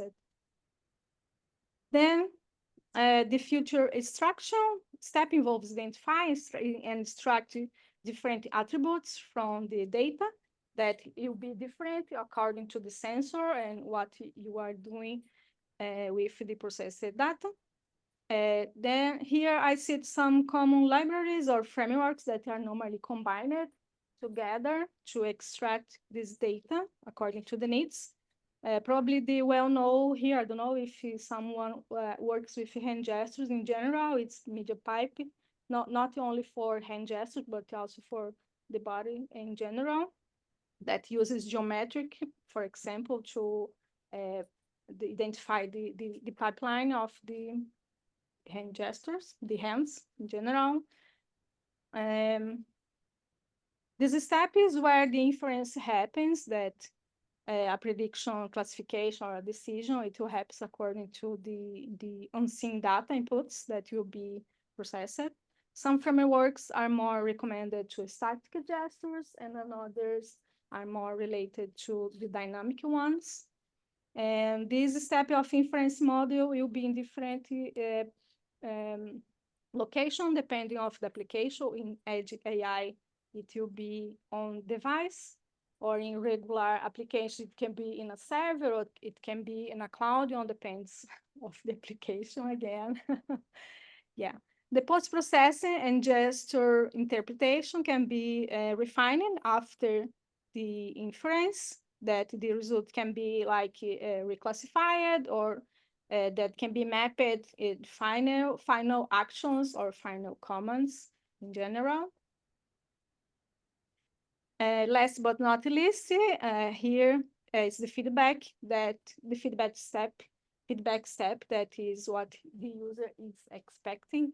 In user head, it's what they paid for and what they need the best feedback ever. Then like this is the important part. Normally, it's another kind of team, not the developer team, that thinks about the user experience, the user interface, the user interaction, and the result process, how it will be showed to the user. But this is a thing here that it's important to think. And regarding to hand gestures, it's important to show to the user what is happening, if the gesture was recognized properly or not, because sometimes the interface can be a bit stressed for the user. Here, just bringing in everything to the edge, what happens, probably in this part, the data acquisition and the interface feedback, it will be all together, different of cloud AI or another kind of developing using servers, for example, local server or wherever. How the steps are distributed here, then the same at the same place, and this is how it works. In general, it will be dependent of the camera itself, how is the power of the camera and all the characteristics that it has, how we are going to divide it. Sometimes it's better to use a kind of distributed architecture, not exactly cloud AI, but we can like develop in different steps. Much progress has been made in general about hand gesture recognition over the years, but some technical challenges still remaining. For example, the data set's not a problem, but I think that will be more a challenge itself. That is something hard to get new data. Even now, because of GDPR, as you know, it's hard sometimes to get new data that is focused on the application you really need. It's hard to get this data to training a new model, for example. We can see a lot of different data sets available from the internet, but normally they will not cover exactly what you need for your application. Then probably it's something that is really hard to work with. It's found in new data. We have some collaborations with the Institute of Technology from São Paulo to collect also a data set of hand gestures for this research, because in general, I'm working also a bit related to which are the best gestures for the application. Because when we talk about hybrid meetings, for example, it could be works very well in general, the processing, etc., the edge model. But if the gesture itself, the pose, I mean, is not a good pose for all the people that I'm going to. It's not a good choice for example, to apply. Like we have people from all around the world interacting at the same meeting room, for example, and it's something related to, okay, this gesture has a meaning for me, but for people from another region, there is another meaning. Then doesn't matter if I have a good designed process for Edge AI, and if the interaction process was not well thinking about, when I think about the vocabulary of hand gestures that I'm going to apply. Then the gesture vocabulary is nowadays a problem when I think about it. There is no standard about hand gestures in general. For example, you can see different kind of devices doing the same action, but one brand uses one gesture, for example, this one, and another brand can use these gestures for the same action. Then this is a huge challenge. Like propose, my intention is like propose a kind of study that can create some standard regarding vocabulary appropriated for this kind of products, for meeting rooms in general, Jabra, for products from collaboration. Because of course, the gesture set depending of the context also, depends of the application, depends of the device, but also the context of use. And we are going to discover this kind of standard, if it exists or not. How does it work? And why this is a problem? Because, and this is hard to solve, it's because we have a cultural problem, not a cultural problem, a cultural characteristics between people. The people know something that they are learning from another device. Sometimes they know something that he watch in a movie. Then this kind of stuff, it concords with the cultural that they have created with. And when you think about the cultural, is not related exactly to the country exactly, you know. There are a lot of characteristics that count in this prism of cultural, meaning, interpretation, etc. Then another thing related to the cross-cutting problems, that is a kind of transversal challenges, is how can I discover that the user is understanding that gesture, that they are going to use in the best way, that you have a good interface with that gesture. Sometimes we think that we need to count with the user intuition, but sometimes it's not enough. Sometimes we need to educate the users about some gestures. Then probably in general, in my area of actuation, that is human-computer interaction, more related, it's really, we expected that you can count with the intuition of the user, but sometimes it doesn't work at all. And because of this, the fluidity, that it's like the flowing about the user, even more related with the modality, when you can use it, combined characteristics, combined modalities of interaction of the same, the fluidity, like it's needs to work properly and really natural in between for the user. It's something really hard to reach. Maybe you have this experience with something related. Then for those who want to get a look, I have applied Edge AI in a camera. that is this one. It's Luxonis 1max. That is the same architecture from Jabra, the same. And we use the Myriad Explob format because actually it's a model that is still available on internet, and it's already how can I say, condensed and properly applied for the model. And we use the media pipe as palm detector and landmark. Then you can try after the section, all of them, actually.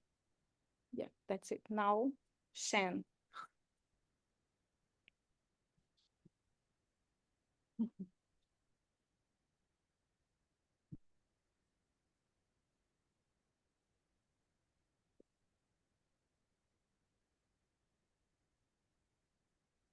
How are you guys doing?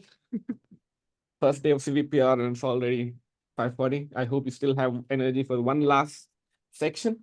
So I'm going to be focusing on sound as a modality. As they mentioned before, at GN, we are trying to look at multimodal perception and how the people at the far end could feel like being in the same room as where the camera is recording. And that's where we are looking at audio or sound as a modality. So what is the motivation behind it?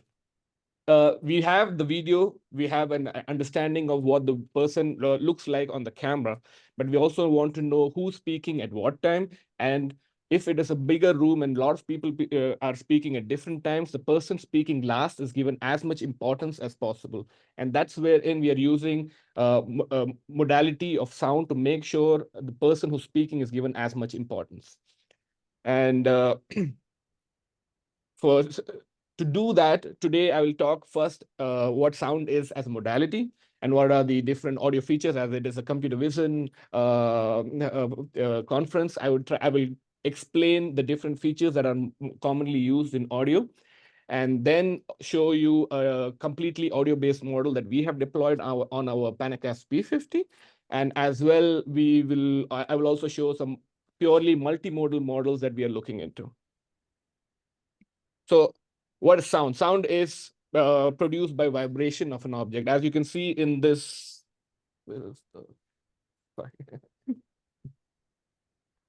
as you can see in this small animation that I've created, the air molecules that are oscillating over time, that creates this compressions and rarefactions. And this is a simple animation of what it looks like as a sine wave. So this is basically sound, and it needs a medium to propagate, and that is air.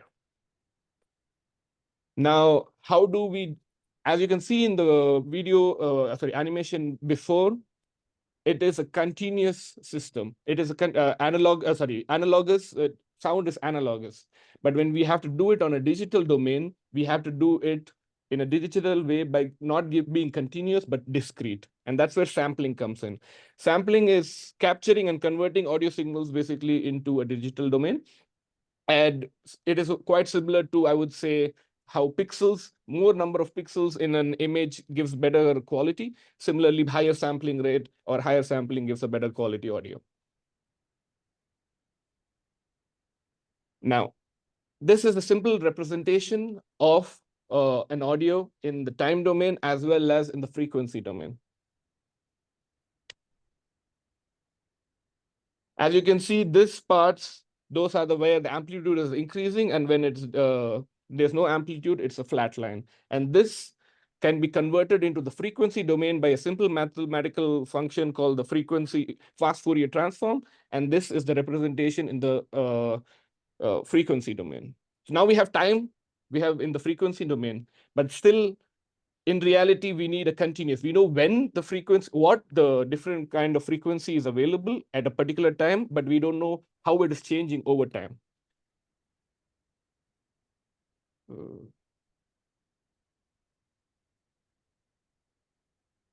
That is where we create these spectrograms. So spectrograms is basically a representation of audio in a time frequency domain. So we have the full waveform over here. What we do is we divide these into chunks, and each chunk is a frame. And that frame is similar to how you have in video. So we have different frames, and you choose the frame size. And then next thing you do is the windowing. So now that you have a chunk like that at the end, you window it down so that there is less spectral leakage. And then you decide whether you want to jump completely or how much overlap should be there between different frames. And that is the hop size. And finally, you get this image at the bottom, which is a representation in the time frequency domain. But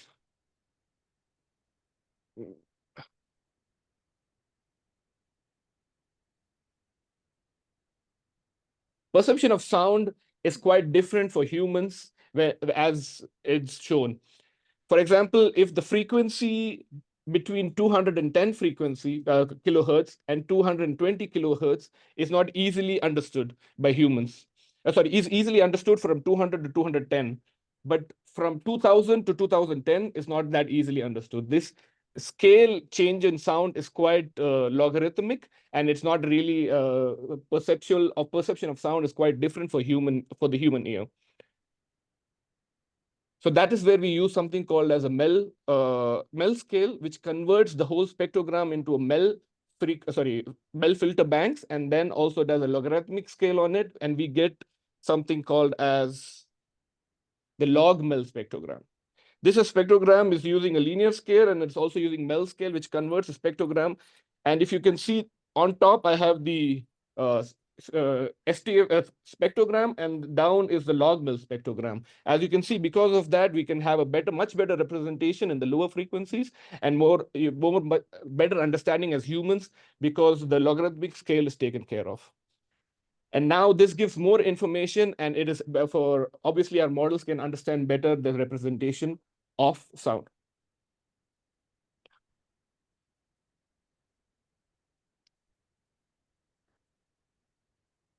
And then the next step is, once we have the log MEL spectrogram, and another feature that is commonly used nowadays, especially in speech recognition, is MFCCs. So it is, once you have the waveform, you get the log MEL spectrogram, and the next you come to the discrete cosine transform, and then you get an MFCC. What MFCC does is it's very good at representing your vocal tract and especially your speech. And that it also reduces dimensionality quite a bit, that only the important parts of the whole log MEL spectrogram is remaining. And that's what helps the models learn better about speech recognition.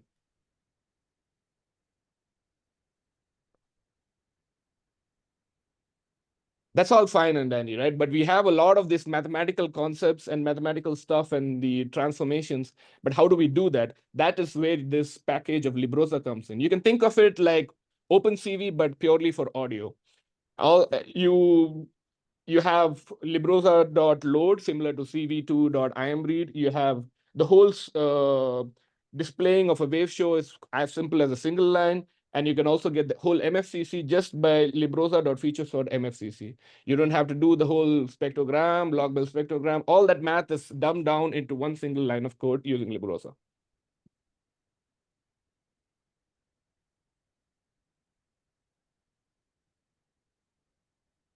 So now, this is the one model that was deployed into our Panacast P50 model, which is purely audio-based.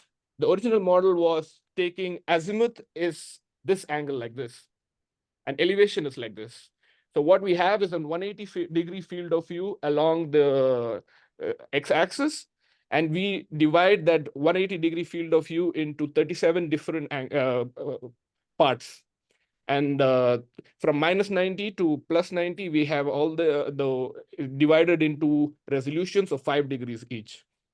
And that's how we get to see if a sound is coming, we have two different probabilities. One is to see if it's speech or not, and probability to see which part of this resolution is the sound coming from. And for this, I explained the different features because over here we use spectrograms, and this was what was used for training the model. And now this is the next model that we are looking at. Now, this was the previous one was completely audio-based. So this is sound localization, which is using both audio and images.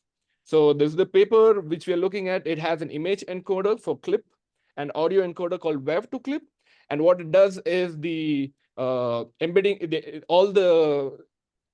is put into a single embedding space, and it learns how to put the similar pairs into closer and the non-similar pairs more further apart. And that's how contrastive learning is used to see where the sound is actually coming from. And this one uses raw audio waveform. 1, 2, 3. This is a test. 1, 2, 3.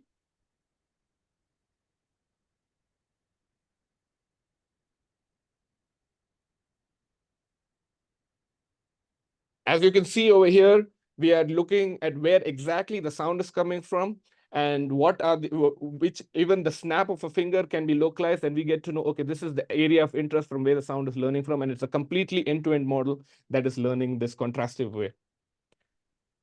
But now we need a more different approach. One of the big difficulties we had with our DOA was the further away the people are, then the resolution is smaller. It makes it more difficult to see who's speaking at what time.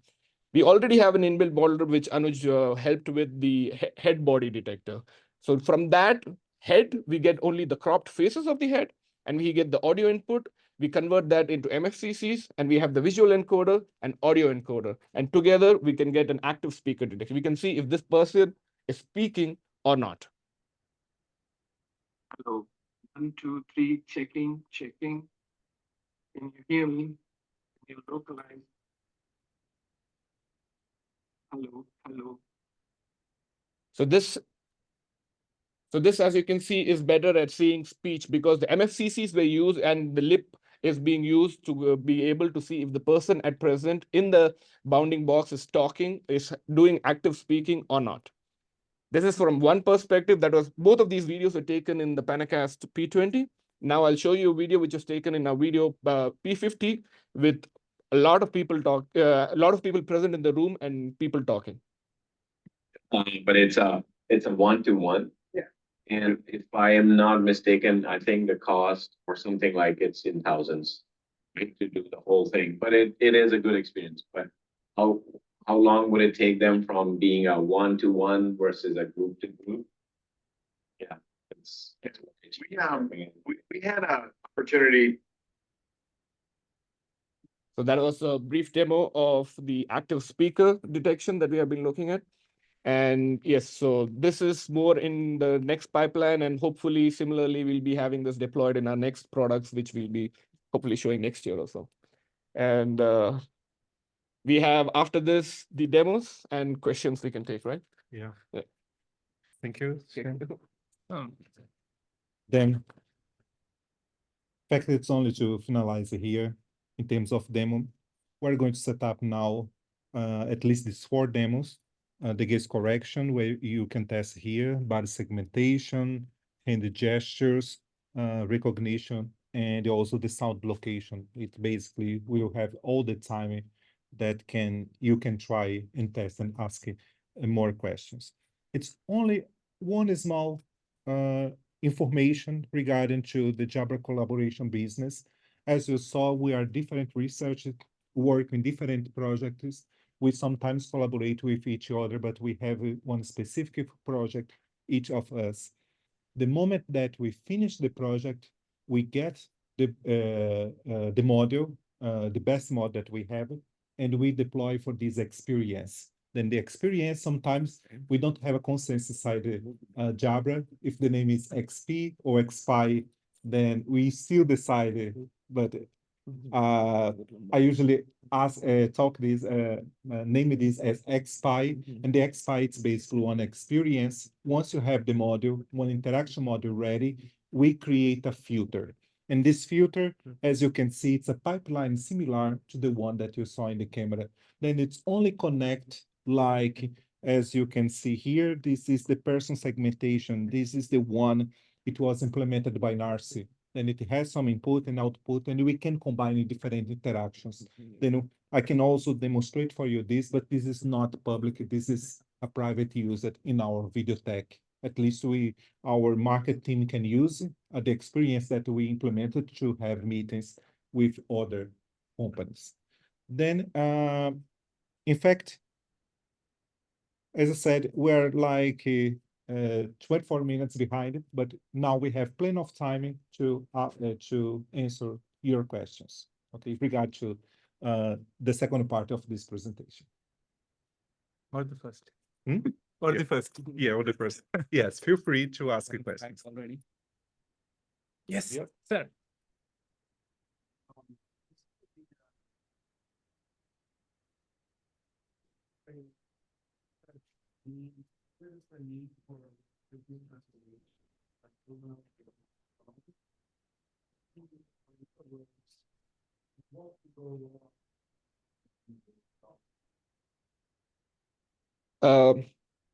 So what we want the model to learn as much as possible from the audio features, and that can be done by mimicking the human perception as much as possible. So logarithmic human pitch, we perceive pitch on a logarithmic scale, whereas the Fourier transform is on a linear scale. So converting that into log MEL spectrogram helps understand better in that for a human perceptive level, and having the features in a human perception level helps the model also learn better.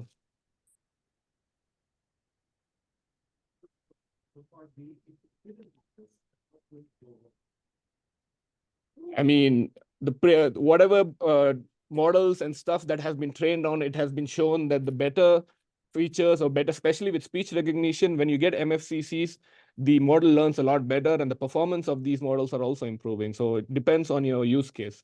So I'm explaining the difference between spectrogram, log-MEL spectrogram, and MFCCs, but all features are used for different models. For example, we used only spectrograms on our DOA, but MFCCs was the use for the active speaker detection, and raw audio waveform was used for the sound localization. So it depends on the use case in itself. But because speech recognition and the talking of a person is much more best mimicked with an MFCC, that is what is used.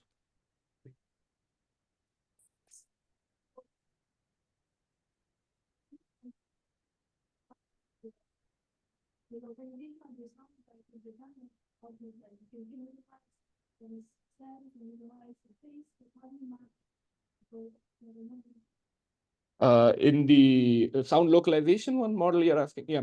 So the image encoder has the embedding space, and the audio encoder has an embedding space, and the contrastive learning, they brought all the embeddings are brought into a mutual space, wherein it is learned to differentiate between by contrastive learning to say, if it is me talking and my voice, then bring those linearly closer using cosine similarity, and if not, bring them further away using cosine similarity.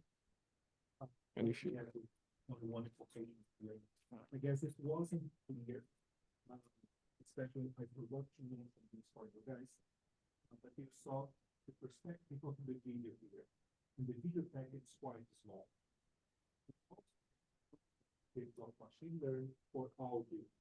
The noise reduction is sound localization. Then the key in Jabra for using machine learning to improve the audio, it's really big. We have a very big number of research work with the audio perspective. Okay, we offer like, because Shan works directly with us, we basically hiding into having our video tech the perspective of the audio, but we have a very big team that specifically use machine learning and neural network models to improve the audio as well. Maybe I can add the camera's perspective and also. Yeah. For the audio, I can add a little bit. So the model architecture that you saw, there was a video aspect of that. There is a video encoder. That's basically a clip encoder. Given an image, you get a certain kind of embeddings out of that. Then you have an audio encoder. Given an audio sample, you get a certain set of embeddings. Now we apply a cross attention layer on top of that. So what that does is basically it's attending to both audio and the video features in sync and trying to figure out that where the audio is coming from. So it's basically trained end to end like that. So that's how you can get both the person location as well as the audio information, combine them together and learn and attend to both of those. And then based upon that, you can say, okay, the audio is maybe coming from here. So that's how the training was done for that. So I guess, like, if I'm understanding this correctly, saw a video where you had the heat map as to where the Yes. spectrum is.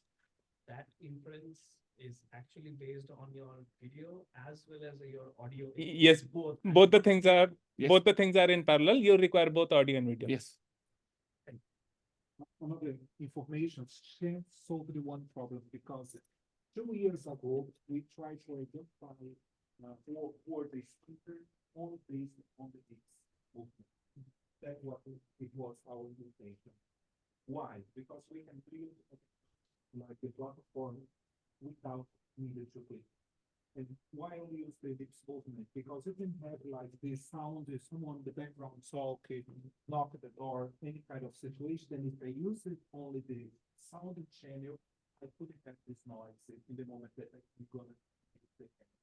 However, we didn't have good performance in terms of the Higgs movement because still it's only part of like analysis and the input that preparation regard to that it's quite difficult. Another thing that we tried is still something one challenge for us is like predict the moment that people is gonna speak. How much it takes. Now it takes almost 1 second, but we'd like to reduce these for let's say 10 milliseconds. Or even when the leads start for one speak, not for only normal movements, then we can also have this analysis. And it depends on the perception as well. Watch and make it's basically remove like noise that doesn't come from the face and like that heat map provides to us the possibility to analyze the video and all the perspective to create this automatic and muted system. Yeah. So another issue with the lip-based system is that if you are just sitting in the front of the camera, you have plus minus 30-degree field of view where it will work. After that, you lose the lip landmarks. So it won't be scalable. I have one question with the audio encoding part. Like you have a video encoding and an audio. Yeah. So in the presentation, showing that you are encoding the azimuth and the elevation. Yeah. So No. The original paper does azimuth and elevation. In our model, we are doing only azimuth. Yeah. only azimuth. Only azimuth. Okay, Because most of for us use cases, everyone is more or less sitting. So we don't elevation does not recreate that much of a difference. It's all mainly azimuth. So what do you mean by when you say you are using the azimuth? So you have a microphone, like one microphone. We don't have one microphone. The Panacast 350 has And 8 microphones. That's what it was the first line which I think I didn't mention. Okay. So we are getting spectrograms from all the microphones, and they are distributed in a line. Yeah. And we have the azimuth from -90 to 90 degrees. And we have divided into 37 sections with 5-degree resolution each. Okay. So these 8 microphones are giving you the feedback from which you're able to estimate that. Yeah. Yes. Goes into your. Yes. And even on the microphones, you have beamforming and stuff happening. So it helps with the better voice pickup and reducing background noise and things like that. So that makes it more cleaner before pre-process. To calibrate that. So. Yeah. And the output from the spectrum.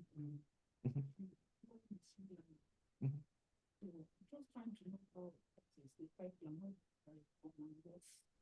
tension what we need to achieve after machine learning to that. I mean, in the end, it is similar. If you see a spectrogram or a log-level spectrogram or MFCC, in the end, it's like an image, right? And we have temporal aspect because we are getting each frame, each spectrogram of each frame. So in the end, how you would do with computer vision for image or for a video, it's a similar pipeline that would be for audio as well. So basically, once I convert my audio signals from raw audio to FFTs to mil spectrograms, it becomes like an image that captures both the time and the frequency domain, as well as the harmonics that you see as the high and low level values. Now it becomes like an image classification problem. Now I can train like a simple convolutional neural network to classify that what this audio is, for example, bird versus human versus something else, or some other kind of things. And I can use it in regression, classification, other kind of tasks. So it becomes an image classification problem or image regression problem, basically, instead of a time domain based, frequency domain based thing. That's what this is helping us with. So I'm trying to correlate it to my research. Yeah. Researching on spectrum sensing cognitive behavior. So I'm trying to analyze. So if I can apply machine learning, I'm trying to convert it first to spectrum. Yes. I need to do?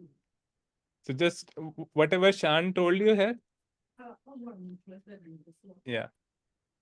Yeah, I have now. Okay. Trying to plan to finish my work and I was So whatever Shan told you in terms of the presentation, the steps, it's basically what you have to do. Same thing. Yes. You were mentioning something about how you the cheap rate in the process. Oh, glass walls? Yes. You be able to announce. Okay, so so that is still patent pending, but okay. It's basically a simple kind of an algorithm. We can't run depth model or anything. So basically what we are doing is, in a very naive way, what you can do, I'll tell that then. If you know the bounding box sizes and if you know the ground truth distance kind of, so based upon that, if you have different people at different distances from the camera, and if you know the bounding box sizes, you can collect that data and you can train as simple as a linear regressor, and that will give you the estimates of where the people are. And now for each of the people who are outside the boundary, you can tell that, okay, this is above the distance from the camera and reject them. So basically it will eliminate, like move them out of the boundary. In very basic sense, that's it. It's a little bit more complex on the system, but it's patent pending, so I cannot talk more about the details yet. We have to close. Sorry. Yeah, so we are analyzing depths, but that's like a offline parameter. We are not running any depth model. We don't have the compute on the existing ones. It's an offline process. If we can have one last, I think the guy is asking us to vacate. To leave. I'd like to stay here. But we are here. It was surprisingly much to leave. But let's be fair. Our cameras work on USB laptops. We can just put it outside. Yeah, we can find. Yes, please. Yes. Question concerning the person you take. Could you elaborate how you make use of the temporary consistency with an additional loss term, or you just ensure that the output for every frame is equal and stable? No, the loss remains the same. It's just that how you pass in the data set. So in image-based processing, your input dimension is NCHW. Now, batch size, channel, height, and width. Now, when you have the temporal aspect, it becomes NTCHW, where you have the timestamp, which is the number of time frames that you're taking. And then during model training, you multiply T and N, and that becomes your bigger batch size. And that's how you feed in frames continuously to train your GRE model layers. Yeah. For just the GRU layers, but it trains the whole model like that then. On videos, if you have to train it on videos. Okay, thank you all. Yes, for be part of this, we're very satisfied with the final results. But to have more questions, we will be here outside and let's see how we can manage this. Thank you. I will upload today. Yeah, tonight in our website. It's gonna be there. Yeah. Okay, thank you. Thank you. Like a very but if your backbone is bigger and can take more of the inputs until you reach the output, it's still very, yeah. On average, it's legit. On average,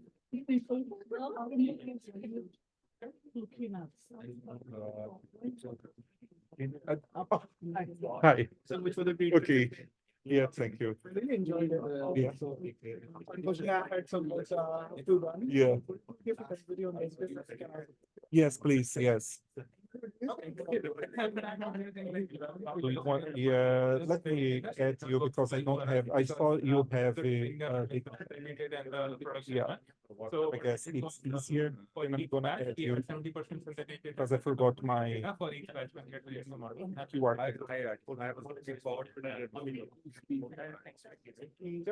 I just deployed in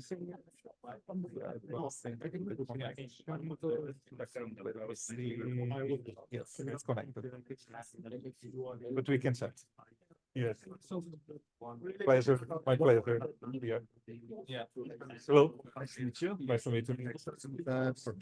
Thank you. I'm surprised then why I wanted to ask you that. So because effectively you Kind of. heard a lot. It depends on the kind of GPU we have. Then I know many of these. of course you will have issues and very like Yeah. what was the number of threads you are using, then it will become a bottleneck with using data from CPU to GPU. Yeah, so We have dealt with all of them. So But you can we are for open for collaboration. kind of, We are open for research, for publication. We produce, we have patents, of course, we have more secrets that we don't show here, but we have the part that it's inspired in another research. I cannot, it's not a secret about, for example, the Gates collection, because I was inspired for different applications. The only thing that I've made different was to get a very big model and deploy into this hardware level.